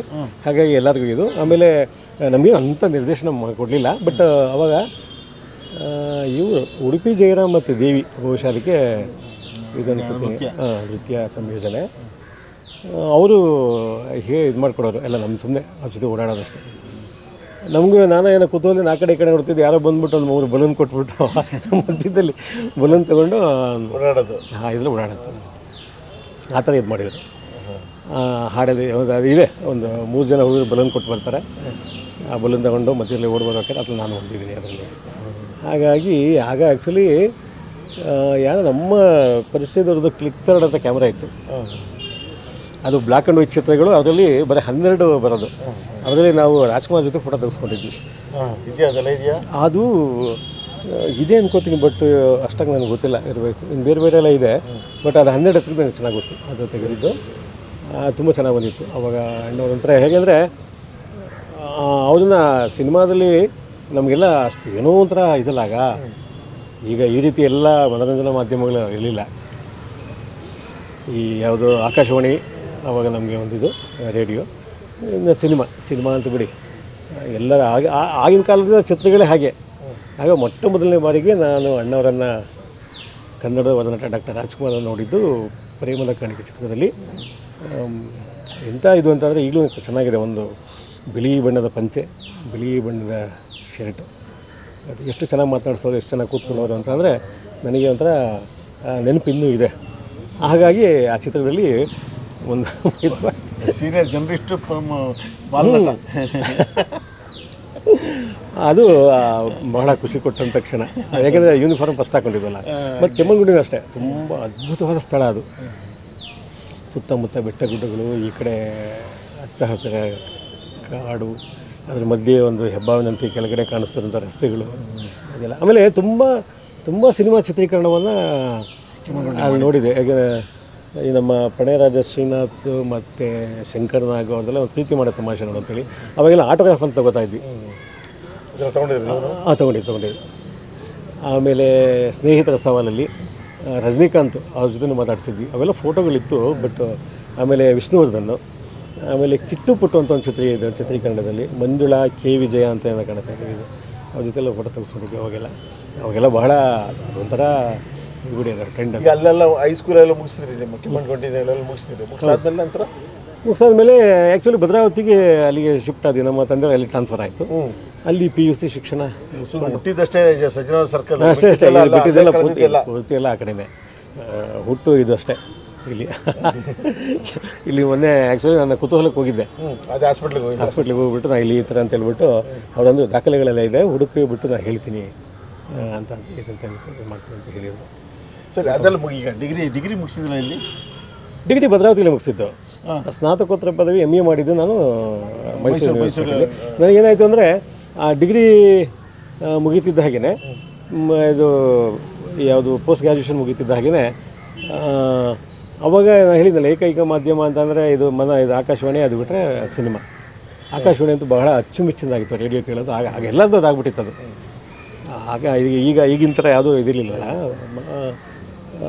ಸರ್ಕಾರಿ ಮಾಧ್ಯಮ ಆಕಾಶವಾಣಿ ಅವಾಗ ಎಲ್ಲ ರೀತಿ ಅಂದರೆ ಸುದ್ದಿ, ಸಮಾಚಾರ, ಮನೋರಂಜನೆ, ಶಿಕ್ಷಣ ಇದಕ್ಕೆಲ್ಲ ಒತ್ತು ಕೊಟ್ಟು ಎಲ್ಲ ವರ್ಗದವರಿಗೆ, ಸಣ್ಣ ಮಕ್ಕಳಿಂದ ಹಿಡಿದು ಕೃಷಿಕರಿಗೆ, ವಯಸ್ಸಾದವರಿಗೆ, ಯುವಕರಿಗೆ, ಆಮೇಲೆ ಹೆಚ್ಚಿನದಾಗಿ ಮೆಚ್ಚಿನ ಚಿತ್ರಗೀತೆಗಳು ಇವೆಲ್ಲ ಬರೋದು. ಅದಕ್ಕೆಲ್ಲ ನಮಗೆ ಬಹಳ ನಾವು ಹೋಗ್ತಿದ್ದಾಗ ಏನು ಮಾಡ್ತೀವಿ ಅಂದರೆ ಕೆಮ್ಮಣ್ಣುಗುಂಡಿಯಲ್ಲಿ ಮತ್ತು ಕಣಿಗೆಮಲೆ ಇದ್ದಾಗಲೇ ಒಂದು ಅವಾಗ 15 ಪೈಸೆ ಅಂತ ಕಾಣುತ್ತೆ ಅಂಚೆ ಕಾರ್ಡು. ಅದರಲ್ಲಿ ನಾನು ಮೆಚ್ಚಿನ ಚಿತ್ರಕ್ಕೆ ಬರ್ತಾಯಿದ್ದೆ. ಇಂತಿಂಥ ಚಿತ್ರಗೀತೆಗಳನ್ನ ಹಾಕಿ ಇಂತಿಂಥವ್ರಿಗೆ ಅಂತ ಹೇಳ್ಬಿಟ್ಟು ಅದು ಬಹಳ ಜನಪ್ರಿಯ ಕಾರ್ಯಕ್ರಮ, ಚಿತ್ರರಂಜನಿ ಅಂತ ಬರ್ತಾಯಿತ್ತು. ಆಗ ಅದರಲ್ಲಿ ಏನು ಮಾಡೋರು ಅಂದರೆ ಅದನ್ನು ಇಂಥವ್ರು ಮೆಚ್ಚಿದ್ದು ಅಂತ ಹೇಳೋರು. ಅದು ಬಹಳ ಖುಷಿ ಕೊಡೋದು ಆ ಥರ. ಆಮೇಲೆ ಇನ್ನೊಂದು ಕೆಲವು ವಾರಪತ್ರಿಕೆಗಳಿಗೆ ಮತ್ತು ಇದಕ್ಕೆಲ್ಲ ಕೆಲವು ಪ್ರಶ್ನೆಗಳನ್ನು ಕೇಳ್ತಾಯಿದ್ದೆ. ಪ್ರಶ್ನೆಗಳು ಕೇಳ್ತಿದ್ರಿಂದ ಆಮೇಲೆ ಅಲ್ಲಿಂದ ನಿನ್ನ ವಿಶೇಷ ಅಂದರೆ ಈ ಕೆಮ್ಮಣ್ಣುಗುಂಡಿ ಮತ್ತು ತಣಿಗೇಬೈಲಿಗೆ ದಿನಪತ್ರಿಕೆಗಳು ಬಹಳ ತಡವಾಗಿ ಬರ್ತಾಯಿತ್ತು. ಈ ವಾರಪತ್ರಿಕೆಗಳು ಅಷ್ಟೇ. ಅದು ಆ ಕಾಲಕ್ಕೆ ನಾನು ಹೇಳ್ತಿದ್ದು ಸುಮಾರು ಒಂದು 35 ವರ್ಷಗಳ ಹಿಂದೆ. ಅಲ್ಲಿ ಏನು ಪತ್ರಿಕೆಗಳು ಬರ್ತಾಯಿತ್ತು ಅದರಲ್ಲಿ ಬಂದ ತಕ್ಷಣ ಕೆಲವ್ರ ಮನೆಗಳಲ್ಲಿ ಮಾತ್ರ ಪತ್ರಿಕೆಗಳು ಹಾಕ್ಸೋರು ಅವಾಗ. ಆಗ ಅಲ್ಲಿ ನಾವು ಆ ಕಾರ್ಖಾನೆ ಸೂಪರಿಂಟೆಂಡೆಂಟ್ ಮತ್ತು ಬೇರೆ ಬೇರೆ ಇದ್ದವರೆಲ್ಲ ಯಾರಪ್ಪ ಇದು ಈ ಥರ ಬದ್ದುಬಿಟ್ಟೆ ಅಂತೇಳಿ ನಮ್ಮ ಹೆಸರು ಇದರಲ್ಲಿ ನಾನು ಒಂಥರ VIP ಅವಾಗ. ಯಾಕೆಂದರೆ ಪತ್ರಿಕೆಯಲ್ಲಿ ಬಂದುಬಿಟ್ಟಿದೆಯಲ್ಲ, ಪತ್ರಿಕೆಯಲ್ಲಿ ನನ್ನ ಹೆಸರು ಬಂದುಬಿಟ್ಟಿದೆ, ನಾನೇನೋ ಪ್ರಶ್ನೆ ಕೇಳಿದ್ದೀನಿ ಅನ್ನೋ ರೀತಿಯಲ್ಲಿ ಏನೋ ನಾನು ಬಹಳ ಇದು ಅನ್ನೋಂಗೆ ಆ ರೀತಿ. ಆಮೇಲೆ ಈ ಆಕಾಶವಾಣಿಯಲ್ಲಿ ಬೇರೆ ಬರ್ತಾಯಿತ್ತಲ್ಲ ವಿಶೇಷ ಅಂದರೆ, ಆಮೇಲೆ ನಾನು ಅದೇ ಭದ್ರಾವತಿ ಆಕಾಶವಾಣಿಗೆ ಹಂಗಾಮಿ ಉದ್ಘೋಷಕನಾಗಿ ಆಮೇಲೆ ಹಂಗಾಮಿ ನಿರೂಪಕನಾಗಿ ಜಾಯ್ನ್ ಆದ್ವಿ. ಅಲ್ಲಿ ಜಾಯ್ನ್ ಆಗಿ ಸರಿಸುಮಾರು 1990ರಿಂದ 2003 ಅಂದರೆ ಒಂದು 12-13 ವರ್ಷಗಳ ಕಾಲ. 2003 ತನಕ ಇದ್ದೀರಾ? ಹಾಂ, 2003 ಅಲ್ಲ, 2004 ತನಕ ಇದ್ದೆ. ಬಟ್ ಅಲ್ಲಿ ಆಕಾಶವಾಣಿ ಸೇರಿದಂತೂ ಒಂಥರ ಅದ್ಭುತವಾದ ಅನುಭವ. ಏನು ಕಲೀಲಿಕ್ಕೆ ಬಹಳಷ್ಟು ಅವಕಾಶ. ಬಟ್ ನಾನು ಹಂಗಾಮಿ ಉದ್ಘೋಷಕನಾಗಿದ್ದರು ಅಲ್ಲಿ, ಅಂದರೆ ಕ್ಯಾಶುವಲ್ ಅನೌನ್ಸರ್ ಆಗಿದ್ದರು. ಅಲ್ಲಿನ ಸಿಬ್ಬಂದಿ ಬಹಳ ಚೆನ್ನಾಗಿ ನಾನು ನೋಡಿಕೊಂಡ್ರು. ಅವರು ಯಾರೂ ಕೂಡ ಈ ಒಂದು ಕ್ಯಾಶುವಲ್ ಅದು ಇದು ಅಂತ ಹೇಳಿ ಮಾಡ್ತಿರ್ಲಿಲ್ಲ. ಅವರು ಪರಿಚಯ ಮಾಡ್ಕೊಡ್ಬೇಕಾದ್ರೆ ನಮ್ಮ ಅನೌನ್ಸರ್ ಅಂತಲೇ ಮಾಡ್ಕೊಡೋರು, ನಮ್ಮ ಸಹೋದ್ಯೋಗಿ ಅಂತಲೇ ಮಾಡ್ಕೊಡೋರು. ಅವರೆಲ್ಲ ಮಾಡ್ಕೊಡೋರು. ಪಾಪ ಒಳ್ಳೆ ಇದು ಎಲ್ಲ ಅವರೆಲ್ಲ ಎಲ್ಲ ಮಾಡ್ಕೊಡೋರು ಆ ಥರ. ಆವಾಗ ನೀವು ಕೇಳಿರ್ಬೋದು, ವಸಂತ ಕವಲಿ ಅಂತ ಹೇಳಿ ಅಲ್ಲಿ ಸ್ಟೇಷನ್ ಡೈರೆಕ್ಟರಾಗಿ ಬಂದರು. SP ಆಲದಕಟ್ಟಿ ಅಂತ ಬಂದರು. ಆಮೇಲೆ ಡಾಕ್ಟರ್ ಆನಂದ್ V ಪಾಟೀಲ್ ಅಂತ ಬಂದರು. ಆಮೇಲೆ ಅಲ್ಲಿ ಬಂದವರೆಲ್ಲ ಸಾಕಷ್ಟು ಮಾಡಿದರು, ಕಾರ್ಯಕ್ರಮಗಳಲ್ಲಿ ಸಾಕಷ್ಟು ಬದಲಾವಣೆ ಮಾಡಿದರು. ಆಮೇಲೆ ಅಲ್ಲಿ ಕೆಲವು ಬಾನುಲಿ ಧಾರಾವಾಹಿಗಳನ್ನು ಮಾಡಿದರು. ಅದರಲ್ಲಿ ಕೆಲವೆಲ್ಲ ಪಾತ್ರ ಮಾಡಿದ್ದಾನೆ. ಗೃಹಭಂಗ, ಡಾಕ್ಟರ್ SL ಭೈರಪ್ಪನವರ ಗೃಹಭಂಗ ಮಾಡಿದರು. ಆಮೇಲೆ AR ಕೃಷ್ಣಶಾಸ್ತ್ರಿಗಳದು ಏಕ್ದಾಗೆ ಎಲ್ಲ ಐತೆ ಅಂತ ನೋಡಿತ್ತು. ಅದರಲ್ಲೂ ಅದು ಬಾನುಲಿ ಧಾರಾವಾಹಿ ಪ್ರತಿ ವಾರ ಬರ್ತಾಯಿತ್ತು. ಬಹಳ ಜನಪ್ರಿಯ ಧಾರಾವಾಹಿಗಳವು. ಈಗ ಮಗುವಿನ ಬಗ್ಗೆ ಸೀರಿಯಲ್ ಆಗ್ತಿದೆ. ಹೌದು ಅದನ್ನು ಮಾಡಿದರು ವಾರ ವಾರ. ಅದು ಕೆಲವೆಲ್ಲ ಸ್ಪೆಷಲ್ ಎಫೆಕ್ಟ್ಸ್ ಬಳಸ್ಕೊಂಡು ಒಂದೊಂದು ಪಾತ್ರಗಳನ್ನೆಲ್ಲ ಕೊಟ್ಬಿಟ್ಟು ಅದನ್ನು ಮಾಡಿದರು. ಅದು ಎಲ್ಲ ತುಂಬ ಚೆನ್ನಾಗಿ ಬಂತು ಅವಾಗ. ಆಮೇಲೆ ಹೊಸ ಕಾರ್ಯಕ್ರಮಗಳನ್ನು ಇಂಟ್ರೊಡ್ಯೂಸ್ ಮಾಡಿದರು. ಅವು ಯಾವ ಪತ್ರಿಕೆ ಕೆಲಸ ಮಾಡ್ತಾರೆ ನೀವು? ಆ ಜೊತೆಯಲ್ಲಿ ಸ್ವಲ್ಪ ದಿನ ಆದಮೇಲೆ ನಾನು ಹೊಸದಿಗಂತ ಮಂಗಳೂರಿನಿಂದ ಪ್ರಕಟವಾಗ್ತಿದ್ದೆ, ಮಂಗಳೂರು ಮತ್ತು ಬೆಂಗಳೂರಿನಿಂದ. ಅದಕ್ಕೆ ನಾನು ವರದಿಗಾರನಾಗಿ ಸೇರಿಕೊಂಡೆ ಇದಕ್ಕೆ. ಅಲ್ಲಿಗೆ ಮಂಗಳೂರಿಗೆ ಕಳಿಸ್ಬೇಕಾಗಿತ್ತು, ಕಳಿಸ್ಕೊಡ್ತಿದ್ದೆ. ಅದೆಲ್ಲ ಇದು ಮಾಡ್ತಿದ್ರು. ಮತ್ತು ಮೀಟಿಂಗ್ ಕರೆಯೋರು, ಪತ್ರಿಕೆಗಳು ಮಾಡ್ತೇವೆ. ಅಲ್ಲಿ ಲೋಕಲ್ ಒಂದು ಭುವನ ವಾರ್ತೆ ಅಂತ ಇತ್ತು. ಅದು ಬಹಳ ಜನಪ್ರಿಯ ಪತ್ರಿಕೆ ಮತ್ತು ಅಲ್ಲಿ ಬಹಳಷ್ಟು ಪ್ರಸಾರ ಇರುವಂಥ ಪತ್ರಿಕೆ. ಅಲ್ಲಿಗೆ ಸೇರಿಕೊಂಡೆ. ಆ ಪತ್ರಿಕೆಗೆ ಸೇರಿಕೊಂಡಾಗ ಅಲ್ಲೂ ಕೂಡ ಅಷ್ಟೇ ಸಾಕಷ್ಟು ಚೆನ್ನಾಗಿ ಒಳ್ಳೆಯ ಅನುಭವಗಳಾಯಿತು. ಅಂದರೆ ನಾವು ಕಲಿಯೋದಕ್ಕೆ ಎಷ್ಟು ವರ್ಷ ಕೆಲಸ ಮಾಡಿದ್ವಿ? ಎಲ್ಲ ಮಾಡಿದೆ ಸುಮಾರು ಒಂದು 2003. ನಾನು ಬೆಂಗಳೂರಿಗೆ ಬರೋ ತನಕ. ನಾನು ಮದುವೆ ಆದ ನಂತರ ಬೆಂಗಳೂರಿಗೆ ಬಂದೆ. ಅಂದರೆ ಬೆಂಗಳೂರಿಗೆ ಬರ್ತಾಯಿದ್ದೆ ಹೋಗ್ತಾಯಿದ್ದೆ. ಬಟ್ ನಾನು ಮದುವೆ ಆಗಿದ್ದು ಬೆಂಗಳೂರು ಹುಡುಗಿನ. ಇಲ್ಲಾಂದಮೇಲೆ ಇಲ್ಲಿಗೆ ಬರಬೇಕಾದ್ರೆ ಒಂದು 2 ವರ್ಷ ಮಾಡಿದೆ ಎಕ್ಸ್ಟ್ರಾ. 2003 ಮದುವೆ ಆಯಿತು, 2005 ತನಕ ಮಾಡಿದೆ. ಅದಾದಮೇಲೆ ನಾನು ವಾಪಸ್ಸು ಇಲ್ಲಿ ಬೆಂಗಳೂರಿಗೆ ಬಂದೆ. ಬೆಂಗಳೂರಿಗೆ ಬಂದರೂ ಆಮೇಲೆ ಆ ಟೈಮಲ್ಲಿ ನಾನು ಭದ್ರಾವತಿ ಆಕಾಶವಾಣಿಗೆ ಕೆಲಸ ಮಾಡ್ತಿದ್ದೆ ಹಂಗಾಮಿ ಉದ್ಯೋಗಿಯಾಗಿ. ಅದೇ ಟೈಮಲ್ಲಿ ಭುವನ ವಾರ್ತೆ ಹೊಸದಿಗಂತಕ್ಕೂ ಮಾಡ್ತಾಯಿದ್ದೆ. ಆ ಟೈಮಿಗೆ ಇಲ್ಲಿಗೆ ಬಂದಿದ್ದನಲ್ಲ, ಇಲ್ಲಿಗೆ ಬಂದಾಗ ನಾನು ನೋಡ್ಕೊಳ್ಳೋಣ ಅಂತ ನೋಡಿದಾಗ ಇಲ್ಲಿ ಏನಾಯ್ತಂದರೆ ಇಲ್ಲಿ ಒಬ್ಬರು ಪರಿಚಯ ಆಯಿತೆ. ಅದ್ರ ಮಧ್ಯೆ ನಾನು ETVಗೆ ಅಲ್ಲಿ ಇಂಟರ್ವ್ಯೂಗೆ ಹೋಗ್ಬಿಟ್ಟು ಸುಮಾರು ಒಂದು 15 ದಿವಸ ಇಲ್ಲಿ ಬಂದಿದ್ದೆ ಹೈದರಾಬಾದ್ನಲ್ಲಿ. ಅಲ್ಲಿ ಮುಗಿಸ್ಕೊಂಡು ಇಲ್ಲಿಗೆ ಬಂದಾಗ ಆಯಿತು. ಇಲ್ಲಿ ಒಂದು Indira Gandhi national open university ಇದೆಯಲ್ಲ, ಅವ್ರದ್ದು ಜ್ಞಾನವಾಣಿ ಅಂತ ಒಂದು ಜಯನಗರದಲ್ಲಿ ಇತ್ತು. ಆಗ ಬಾನುಲಿ ಅಂದರೆ ಆಕಾಶವಾಣಿ ಕೇಂದ್ರ ಇತ್ತು. ಅಲ್ಲಿ ಯಾರೋ ಹೇಳಿದ್ರಂತ ಹೋಗ್ಬಿಟ್ಟು ಅವರು ವಾಯ್ಸು ಇದನ್ನು ಧ್ವನಿ ಪರೀಕ್ಷೆ ಮಾಡಿದರು, ಮಾತನಾಡಿಸಿದ್ರು. ಹಾಗೆ ನಾಳೆಯಿಂದ ಬನ್ನಿ ಅಂತಂದರು. ಅದು ಬೆಳಿಗ್ಗೆ ಮತ್ತು ಸಂಜೆ ಇತ್ತು. ಸಂಜೆ ಇದು ಮಾಡೋರು, ಸಂಜೆ 6 ಗಂಟೆಯಿಂದ 10 ಗಂಟೆ ತನಕ. ಅದು ಮುಖ್ಯವಾಗಿ ಪೂರ್ಣ ಶೈಕ್ಷಣಿಕ ಕಾರ್ಯಕ್ರಮನೇ. ಬಟ್ ಹಿಂದೂಸ್ತಾನಿ ಮತ್ತು ಕರ್ನಾಟಕ ಸಂಗೀತ, ಆಮೇಲೆ ಭಾವಗೀತೆ ಇವೆಲ್ಲ ಮೊದಲಿಗೆ ಒಂದು ಸ್ವಲ್ಪ ಇತ್ತು. 1 ಗಂಟೆ ಇತ್ತು. ಮತ್ತು ಅದು ಮೊದಲಿಗೆ ಅರ್ಧ ಗಂಟೆ ಇತ್ತು. 9 ಗಂಟೆ 10 ಗಂಟೆ ತನಕ ಇದಿತ್ತು, ಸಂಗೀತ ಇತ್ತು. ತುಂಬ ಚೆನ್ನಾಗಿತ್ತು ಅದು. ಅದು ಅಲ್ಲಿ ಅನೌನ್ಸರಾಗಿ ಸೇರಿಕೊಂಡೆ. ಅಲ್ಲೂ ಸುಮಾರು ಒಂದು 2 ವರ್ಷ ಮಾಡಿದೆ. ಅದು ಕೆಲವು ಸರಿ ಏನು ಮಾಡಿದೆ ಅಂದರೆ ಭದ್ರಾವತಿ ಆಕಾಶವಾಣಿಯಲ್ಲಿ, ಜ್ಞಾನವಾಣಿಯಲ್ಲಿ, ಪತ್ರಿಕೆಗಳಲ್ಲಿ ಎಲ್ಲ ಅಲ್ಲೆಲ್ಲ ಇದು ಮಾಡ್ಕೊಂಡು ಮಾಡ್ತಾಯಿದ್ದೆ. ನಿಮಗೆ ಆಶ್ಚರ್ಯ ಆಗಬಹುದು. ನಾನು ಮದುವೆ ಆಗಿ ನಾನು ಹೇಳಿದ್ದಲ್ಲ, ಈ ಕಾರಣಕ್ಕಾಗಿ ನಾನು ಮದುವೆ ಆದ ಮೊದಲನೇ ವರ್ಷದಲ್ಲಿ ಸುಮಾರು ಒಂದು 37-38 ಬಾರಿ ಭದ್ರಾವತಿಗೂ ಬೆಂಗಳೂರಿಗೆ ಓಡಾಡಿದ್ದೆ. ಹೆಚ್ಚು ಟ್ರೈನ್ದಲ್ಲಿ. ಎಷ್ಟು ವರ್ಷ ಅಲ್ಲಿ ಅದು ಎಲ್ಲಿ ಭುವನ ವಾರ್ತೆ ಎಷ್ಟು ವರ್ಷ ಕೆಲಸ ಮಾಡಿದ್ರಿ? ಅಲ್ಲೂ ಮಾಡಿದೆ, ಒಂದು 10-12 ವರ್ಷ ಮಾಡಿದೆ. ಆಕಾಶವಾಣಿಯಲ್ಲಿ ಒಂದು 11-12 ವರ್ಷ ಮಾಡಿದೆ. ಇನ್ನೊಂದು 13 ವರ್ಷ ಅಂದ್ಕೊಳ್ಳಿ ಅಲ್ಲಿ ಮಾಡಿದೆ. ಅಲ್ಲಿ ಮುಗಿಸ್ಕೊಂಡಾದ್ಮೇಲೆ ಮುಗಿಸ್ಕೊಂಡಾದ್ಮೇಲೆ ಜ್ಞಾನವಾಣಿ ಮಾಡ್ತಾಯಿದ್ದೆ. ಜ್ಞಾನವಾಣಿ ಮಾಡ್ತಿದ್ದಂಗೆ ಇಲ್ಲಿ ಇದು ಬರುತ್ತೆ ನೋಡಿ, ಬೆಂಗಳೂರು ದೂರದರ್ಶನ ಕೇಂದ್ರದಲ್ಲಿ ಚಂದನದಲ್ಲಿ ಬೆಳಗು ಅಂತ ಒಂದು ನೇರ ಪ್ರಸಾರದ ಕಾರ್ಯಕ್ರಮ ಬರ್ತಾಯಿತ್ತು. ಇಂಟ್ರ್ಯೂ ಮಾಡೋದು. ಅದಕ್ಕೆ ಸಂದರ್ಶಕರು ಬೇಕು ಅಂತ ಹೇಳಿ ಇದು ಮಾಡಿದರು. ಅದಕ್ಕೂ ಹಾಕಿದೆ. ಅದಕ್ಕೂ ಹಾಕಿ ಎಲ್ಲ ಸ್ಕ್ರೀನ್ ಟೆಸ್ಟು ಅದು ಇದು ಅಂತ ಮಾಡಿದರೆ ನಮಗೆ ಸ್ವಲ್ಪ ಅದು ನನಗೆ ಈ ಪತ್ರಿಕಾ ಮಾಧ್ಯಮದಲ್ಲಿ ಮಾಡ್ತಾಯಿದ್ದೆ, ಇದರಲ್ಲಿ ಮುದ್ರಣ ಮಾಧ್ಯಮದಲ್ಲಿ. ಆಮೇಲೆ ಶ್ರವ್ಯ ಮಾಧ್ಯಮದಲ್ಲಿ ಆಕಾಶವಾಣಿಯಲ್ಲಿ ಮಾಡ್ತಾಯಿದ್ದೆ. ಇದು ದೃಶ್ಯ ಮಾಧ್ಯಮ, ಇದ್ರ ಬಗ್ಗೆ ನನಗೆ ಅಷ್ಟು ಇದಿರಲಿಲ್ಲ. ಅಲ್ಲಿ ಪ್ರೊಡ್ಯೂಸರ್ ಇದ್ದರು LG ಶಿವಕುಮಾರ್ ಮತ್ತು K ಪ್ರಕಾಶ್ ಅಂತ ಹೇಳಿ. ಅವರು ಇದನ್ನು ಮಾಡಿದಂಥದ್ದು ಎಲ್ಲ ಇದನ್ನು ನಡೆಸ್ಬಿಟ್ಟು ಏನು ಮಾಡಿದರು, ಸ್ಕ್ರೀನ್ ಟೆಸ್ಟ್ ಎಲ್ಲ ಆಯಿತು, ಇದೆಲ್ಲ ಆಯಿತು, ಮಾತಾಡಿಸಿದ್ರು. ಅದಾಗಿ ಒಂದು ವಾರಕ್ಕೇ ನಿಮ್ಮದೊಂದು ಇಂಟರ್ವ್ಯೂ ಮಾಡೋಕ್ಕೆ ಬೇರೆಯವರಿಗೆ ಬನ್ನಿ ಅಂತಂದರು. ನಾನು ಸ್ವಲ್ಪ ತಡಬಡಾಯಿಸೋಗ್ಬಿಟ್ಟೆ. ಆಮೇಲೆ ಅದು ಚೆನ್ನಾಗಿ ಗೊತ್ತಾಯಿತು. ಯಕ್ಷಗಾನ ಕಲಾವಿದ ಪೆರಡೂರು ಪರಮೇಶ್ವರ ಭಟ್ ಅಂತೇಳಿ ಹಿರಿಯರು, ಬಹಳ ಅನುಭವಿಗಳು, ಯಕ್ಷಗಾನದಲ್ಲಿ ತಮ್ಮದೇ ಆದ ಒಂದು ಮಹತ್ವವನ್ನು ಪಡೆದಂಥವ್ರು. ಅವ್ರನ್ನ ಇಂಟರ್ವ್ಯೂ ಮಾಡಿದೆ. ಸ್ವಲ್ಪ ಮೊದಲಿಗೆ ಸ್ವಲ್ಪ ಭಯ ಆಯಿತು. ಆಮೇಲೆ ಮಾಡ್ಕೊಂಡೆ. ಅವರು ಒಳ್ಳೊಳ್ಳೆಯ ಕಲಾವಿದರನ್ನ ಇಂಟರ್ವ್ಯೂ ಮಾಡಿದೆ. ನಾನು ಅವ್ರಿಗೆ ಮೊದಲೇ ಇಂಟ್ರು ಅವರು ಮೊದಲನೇವರು. ಅದಾದಮೇಲೆ ತುಂಬ ಜನ ಇಂಟರ್ವ್ಯೂ ಮಾಡಿದೆ. ನಮ್ಮ ಯಾರು ಸುಭದ್ರಮ್ಮ ಮನ್ಸೂರ್ ಅವರು ಮಾಡಿದೆ. ಆಮೇಲೆ ಇವರು ಅವಿನಾಶ್ ಮಾಳವಿಕ ಮಾಡಿದ್ದೆ. ಸುಮಾರು ಎಷ್ಟು ಜನ ಮಾಡಿದ್ವಿ? ಸುಮಾರು ಒಂದು 86 ಜನಕ್ಕೆ ಮಾಡಿದೆ ಬರೀ 2 ವರ್ಷದಲ್ಲಿ. ಅವರು ಒಳ್ಳೆಯ ಅವಕಾಶ ಕೊಟ್ಟರು. ಎಲ್ಲ ಹೋಗಿ ಆಮೇಲೆ ಕೆಲವು ಸ್ವಾಮೀಜಿಗಳನ್ನು ಯಾರೋ ಬೇರೆ ಬೇರೆ ಮಠದವರು, ಉತ್ತರ ಕನ್ನಡದವ್ರು ಜಾಸ್ತಿ. ಆಮೇಲೆ ಸುಮತಿ ಶ್ರೀನವಲಿ ಹಿರೇಮಠ ಅಂತ ಹೇಳಿ ಚಲನಚಿತ್ರ ಮತ್ತು ರಂಗಭೂಮಿ ಕಲಾವಿದೆ. ಆಮೇಲೆ ಸಾಕಷ್ಟು ಎಲ್ಲ ಕ್ಷೇತ್ರದವರಲ್ಲಿ, ಸಮಾಜದ ಎಲ್ಲ ಕ್ಷೇತ್ರಗಳ, ಸಿನಿಮಾ, ರಾಜಕೀಯ, ಶಿಕ್ಷಣ, ಸಂಗೀತ, ಆಮೇಲೆ ಎಲ್ಲ ರೀತಿ ಕ್ಷೇತ್ರಗಳಲ್ಲಿ, ಆಮೇಲೆ ಸ್ಪೋರ್ಟ್ಸಲ್ಲಿ, ಆಮೇಲೆ ಯಾರೋ ಒಂದು IAS ಪಾಸಾದವ್ರನ್ನೆಲ್ಲ ಅಲ್ಲಿ ಮಾಡಿದೆ. ಬಟ್ ಒಳ್ಳೆ ಎಕ್ಸ್ಪೀರಿಯನ್ಸ್ ಒಬ್ಬೊಬ್ಬರಲ್ಲೂ. ಆಮೇಲೆ ಮಂಜು ಮಾಲಿನಿ ಅಂತ ಒಬ್ಬರು ಇದ್ದಿದ್ರು ನೋಡಿ, ಹಾಸ್ಯ ನಟಿ ಇದ್ದರು, ಅವ್ರನ್ನ ಇಂಟರ್ವ್ಯೂ ಮಾಡಿದೆ. ಸಾಕಷ್ಟು ಜನ ಮಾಡಿದೆ. ಎಲ್ಲ ಒಳ್ಳೊಳ್ಳೆ ಎಕ್ಸ್ಪೀರಿಯನ್ಸು. ಮತ್ತು ಅವರೆಲ್ಲ ತುಂಬ ಅಪ್ರಿಷಿಯೇಟ್ ಮಾಡೋರು, ತುಂಬ ಚೆನ್ನಾಗಿ ಮಾಡಿದೆ ಹಾಗೆ ಹೀಗೆ ಅಂತ ಹೇಳಿ. ನಮ್ಮ ಪ್ರೊಡ್ಯೂಸರ್ಗಳು ತುಂಬ ಇದು ಮಾಡೋರು.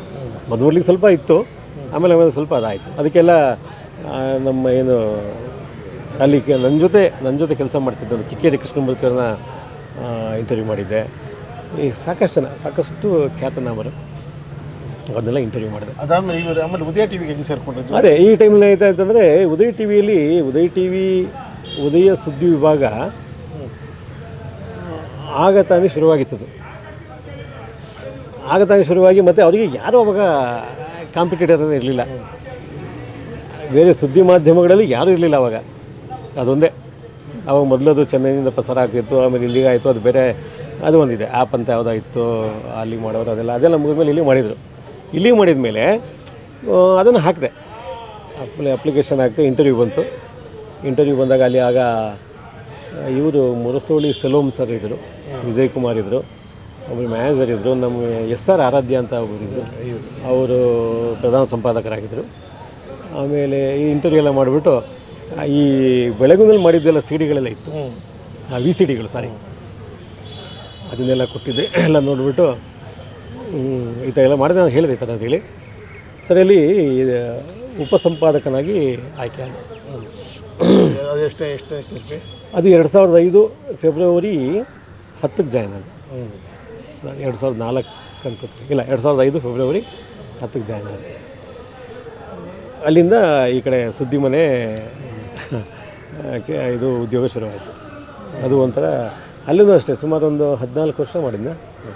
14 ವರ್ಷ. ಅದು ಸೆಪ್ಟೆಂಬರ್ 22, 2017ಕ್ಕೆ ಉದಯ ನ್ಯೂಸ್ ನಿಲ್ತು. ಅಲ್ಲಿ ಕೊನೆ ತನಕ ಮಾಡಿದೆ. ಅಲ್ಲಿ ಮಾಡಿದಂಥ ಅಚೀವ್ಮೆಂಟ್ಸ್ ಯಾವ ಶಿಫ್ಟಲ್ಲಿ ಮಾಡ್ತಾರೆ, ಏನು ಮಾಡ್ತಾಯಿದ್ರು?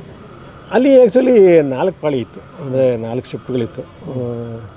First shift, general shift, second shift, night ಅಂತೇಳಿ. ನಾನು ಪ್ರಾರಂಭದಲ್ಲಿ ಹೆಚ್ಚು ರಾತ್ರಿ ಪಾಳಿನೇ ಮಾಡಿದ್ದೆ. ಅಂದರೆ ಮಕ್ಕಳು ಎಲ್ಲ ಸ್ವಲ್ಪ ಇನ್ನೂ ಸಣ್ಣವರಿದ್ದು, ಹಾಗಾಗಿ. ಆಮೇಲೆ ನನ್ನ ಪತ್ನಿ ಶಿಕ್ಷಕಿ ಆಗಿದ್ದರಿಂದ ನಾನು ಸ್ವಲ್ಪ ಈ ಕಡೆ ಗಮನಿಸಬೇಕಾಗಿತ್ತು. ಹಾಗಾಗಿ ನಾನು ನಮ್ಮ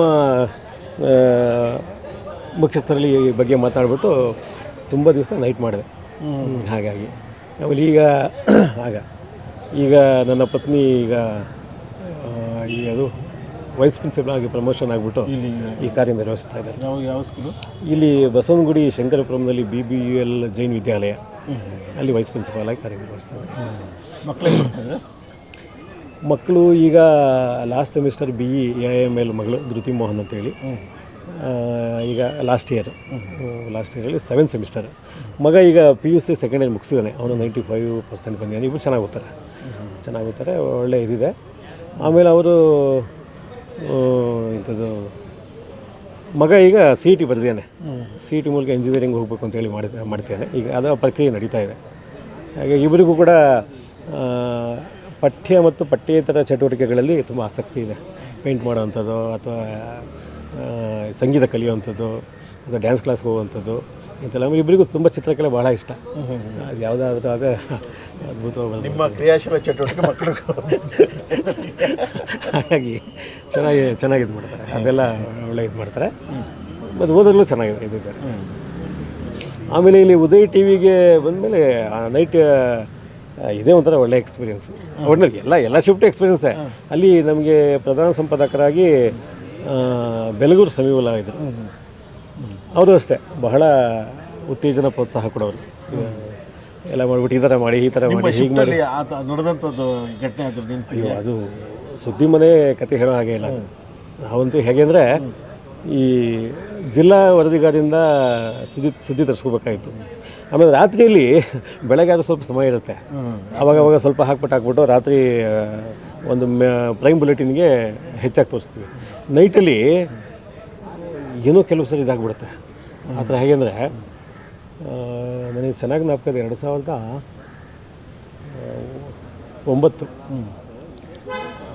ನಮ್ಮ ಡಾಕ್ಟರ್ ವಿಷ್ಣುವರ್ಧನ್ ಅವರು ಮೈಸೂರಿನಲ್ಲಿ ನಿಧನರಾದರು. ಅದು ನಾವು ಯಾವುದು ಎಲ್ಲ ಫಾಲೋ ಅಪ್ ಮಾಡ್ತಿದ್ವಿ, ಯಾವುದೂ ಅಷ್ಟಿದಾಗ್ತಿಲ್ಲ. ಆಗ ಇವರಿದ್ದರು ಮೈಸೂರಿನಲ್ಲಿ ಪುಟ್ಟಸ್ವಾಮಿ ಅಂತೇಳಿ ರಿಪೋರ್ಟ್ ಇದ್ದರು, ಆನಂತರ ರಂಗಸ್ವಾಮಿ ಅಂತ ಬಂದರು. ಅವರು ನಮಗೆ ಎಲ್ಲವೂ ಸ್ವಲ್ಪ ಸುಳಿವು ಸಿಕ್ತು. ನಾನು ಎಲ್ಲರಿಗೂ ಈ ಥರ ಹಿಂಗೆ ಆಗ್ತಾಯಿದೆ ಅಂತ ಹೇಳಿದೆ. ಹಿಂಗಾದ ತಕ್ಷಣ ನಮ್ಮ ಇವರು ಸಮೀಲ್ ಅವ್ರ ಫೋನ್ ಬಂತು. ಮೋಹನ್ ಈ ಥರ ನೋಡಿ, ಈ ಥರ ಹಿಂಗಾಗಿದೆ, ವಿಷ್ಣುವರ್ಧನ್ ಹೋಗ್ಬಿಟ್ರಂತೆ, ನೀವೇನೇ ಸುದ್ದಿಗಳಿದ್ರೆಲ್ಲ ಪಕ್ಕಕ್ಕೆ ಇಟ್ಬಿಟ್ಟು ಅದು ಮೈನ್ ಬುಲೆಟಿನ್ ಮಾಡಿ, ಅದನ್ನು ಮಾಡಿ, ಅವ್ರ ಪ್ರೊಫೈಲ್ ಮಾಡಿ, ಇದನ್ನು ರೆಡಿ ಮಾಡಿ, ಹಾಗೆ ಅಂತೆಲ್ಲ ಇದು ಹೇಳಿದರು. ಈ ಥರ ಮಾಡಿ ಅಂತ ಅವರು ಮಾರ್ಗದರ್ಶನ ಕೊಟ್ಟರು ಮಧ್ಯರಾತ್ರಿ. ಆಮೇಲೆ ಅವ್ರಿಗೇನೆಂದರೆ ಎಷ್ಟು ಮಧ್ಯರಾತ್ರಿ ಅವರು ನಾವು ಫ್ರೀಯಾಗಿ ಫೋನ್ ಮಾಡ್ಬೋದಾಗಿತ್ತು. ಏನಾದರೂ ನಮಗೆ ಈ ಥರ ಈ ಸುದ್ದಿ ಮನೆಯಲ್ಲಿ ಸುದ್ದಿ ಮಾಡಬೇಕಾದ್ರೆ ಏನಾದರೂ ಸಮಸ್ಯೆಗಳು ಬಂದರೆ ಇದು ಮಾಡಿದರೆ ಅವರು ಫೋನ್ ಮಾಡೋರು, ಅವರು ಇದು ಮಾಡೋರು, ಎಷ್ಟೊತ್ತಾದರೂ ಮಾಡೋರು ಅವರು. ಆಮೇಲೆ ಮಧ್ಯರಾತ್ರಿ ನಾವು ಮಾಡಿದ್ರು ಅಷ್ಟೇ. ನಮಗೆ ಏನಪ್ಪ ಇವರಿಗೆ ತೊಂದರೆ ಕೊಡ್ತಿರಲ್ಲ ಅಂತ ಅನ್ಕೋತಾ ಇದ್ವಿ. ಆದರೆ ಅವರು ಬಹಳ ಅದನ್ನು ಕೇಳಿಬಿಟ್ಟು ಏನು ಅಂತ ಕೇಳಿ ಏನು ಮಾಡಬೇಕು ತಾಳ್ಮೆಯಿಂದ ಕೇಳೋರು. ಅವಾಗ ನಾವು ಕೇಳಿದ್ರೆ ಸಾರಿ ಇಷ್ಟೊತ್ತಲ್ಲಿ ಮಾಡಿಬಿಟ್ಟು ಈಗಲೇ ಹೇಳಿ ಒಂದು ಪರವಾಗಿಲ್ಲ ಅನ್ನೋರು. ಆಮೇಲೆ ಕೇಳ್ಬಿಟ್ಟು ಮಾಡೋರು, ಈ ಥರ ಮಾಡಿ ಅಂತ ಗೈಡ್ ಮಾಡೋರು. ಆಮೇಲೆ ಹೆಡ್ಲೈನ್ಸನ್ನು ಚೇಂಜ್ ಮಾಡ್ಕೊಳ್ಳಿ, ಈ ಥರ ಮಾಡ್ಕೊಳ್ಳಿ, ಈ ಥರ ಮಾಡಿ ಅವ್ರು ತುಂಬ ಗೈಡ್ ಮಾಡೋರು. ಇವರು ಅಷ್ಟೇ, ಅದಕ್ಕಿಂತ ಸ್ವಲ್ಪ ಮುಂಚೆ ಇವರು SR ಆರಾಧ್ಯ ಇದ್ದರು, ಅವರು ಕೂಡ ಮಾಡೋರು, ಎಲ್ಲ ಹೇಳೋರು. ಒಂದು ಮೀಟಿಂಗ್ ಮಾಡ್ತಿದ್ರು. ಮೀಟಿಂಗ್ನಲ್ಲಿ ಎಲ್ಲ ಹಂಚೋರು, ಈ ರಾಷ್ಟ್ರೀಯ ಸುದ್ದಿ ಇಂಥವ್ರಿಗೆ, ಸ್ಪೋರ್ಟ್ಸ್ ಇಂಥವ್ರಿಗೆ, ಇಂಥ ಸುದ್ದಿ ಇಂಥವ್ರಿಗೆ, ಜಿಲ್ಲಾ ಸುದ್ದಿ ಇಂಥವ್ರಿಗೆ ಅಂತೇಳಿ ಎಲ್ಲ ಮಾಡಿಬಿಟ್ಟು ಎಲ್ಲ ಮಾಡಿ ಒಂದು ಅದ್ಭುತವಾದ ಒಂದು ಸುದ್ದಿಯನ್ನು ಕೊಡಬೇಕಾಗಿತ್ತು. ಆಮೇಲೆ ಇನ್ನು ಆನಂತರ ETV ಬಂತು. ನೆಕ್ಸ್ಟ್ ಉದಯ ನ್ಯೂಸ್ಗೆ ಕಾಂಪಿಟೇಟರ್ ETV.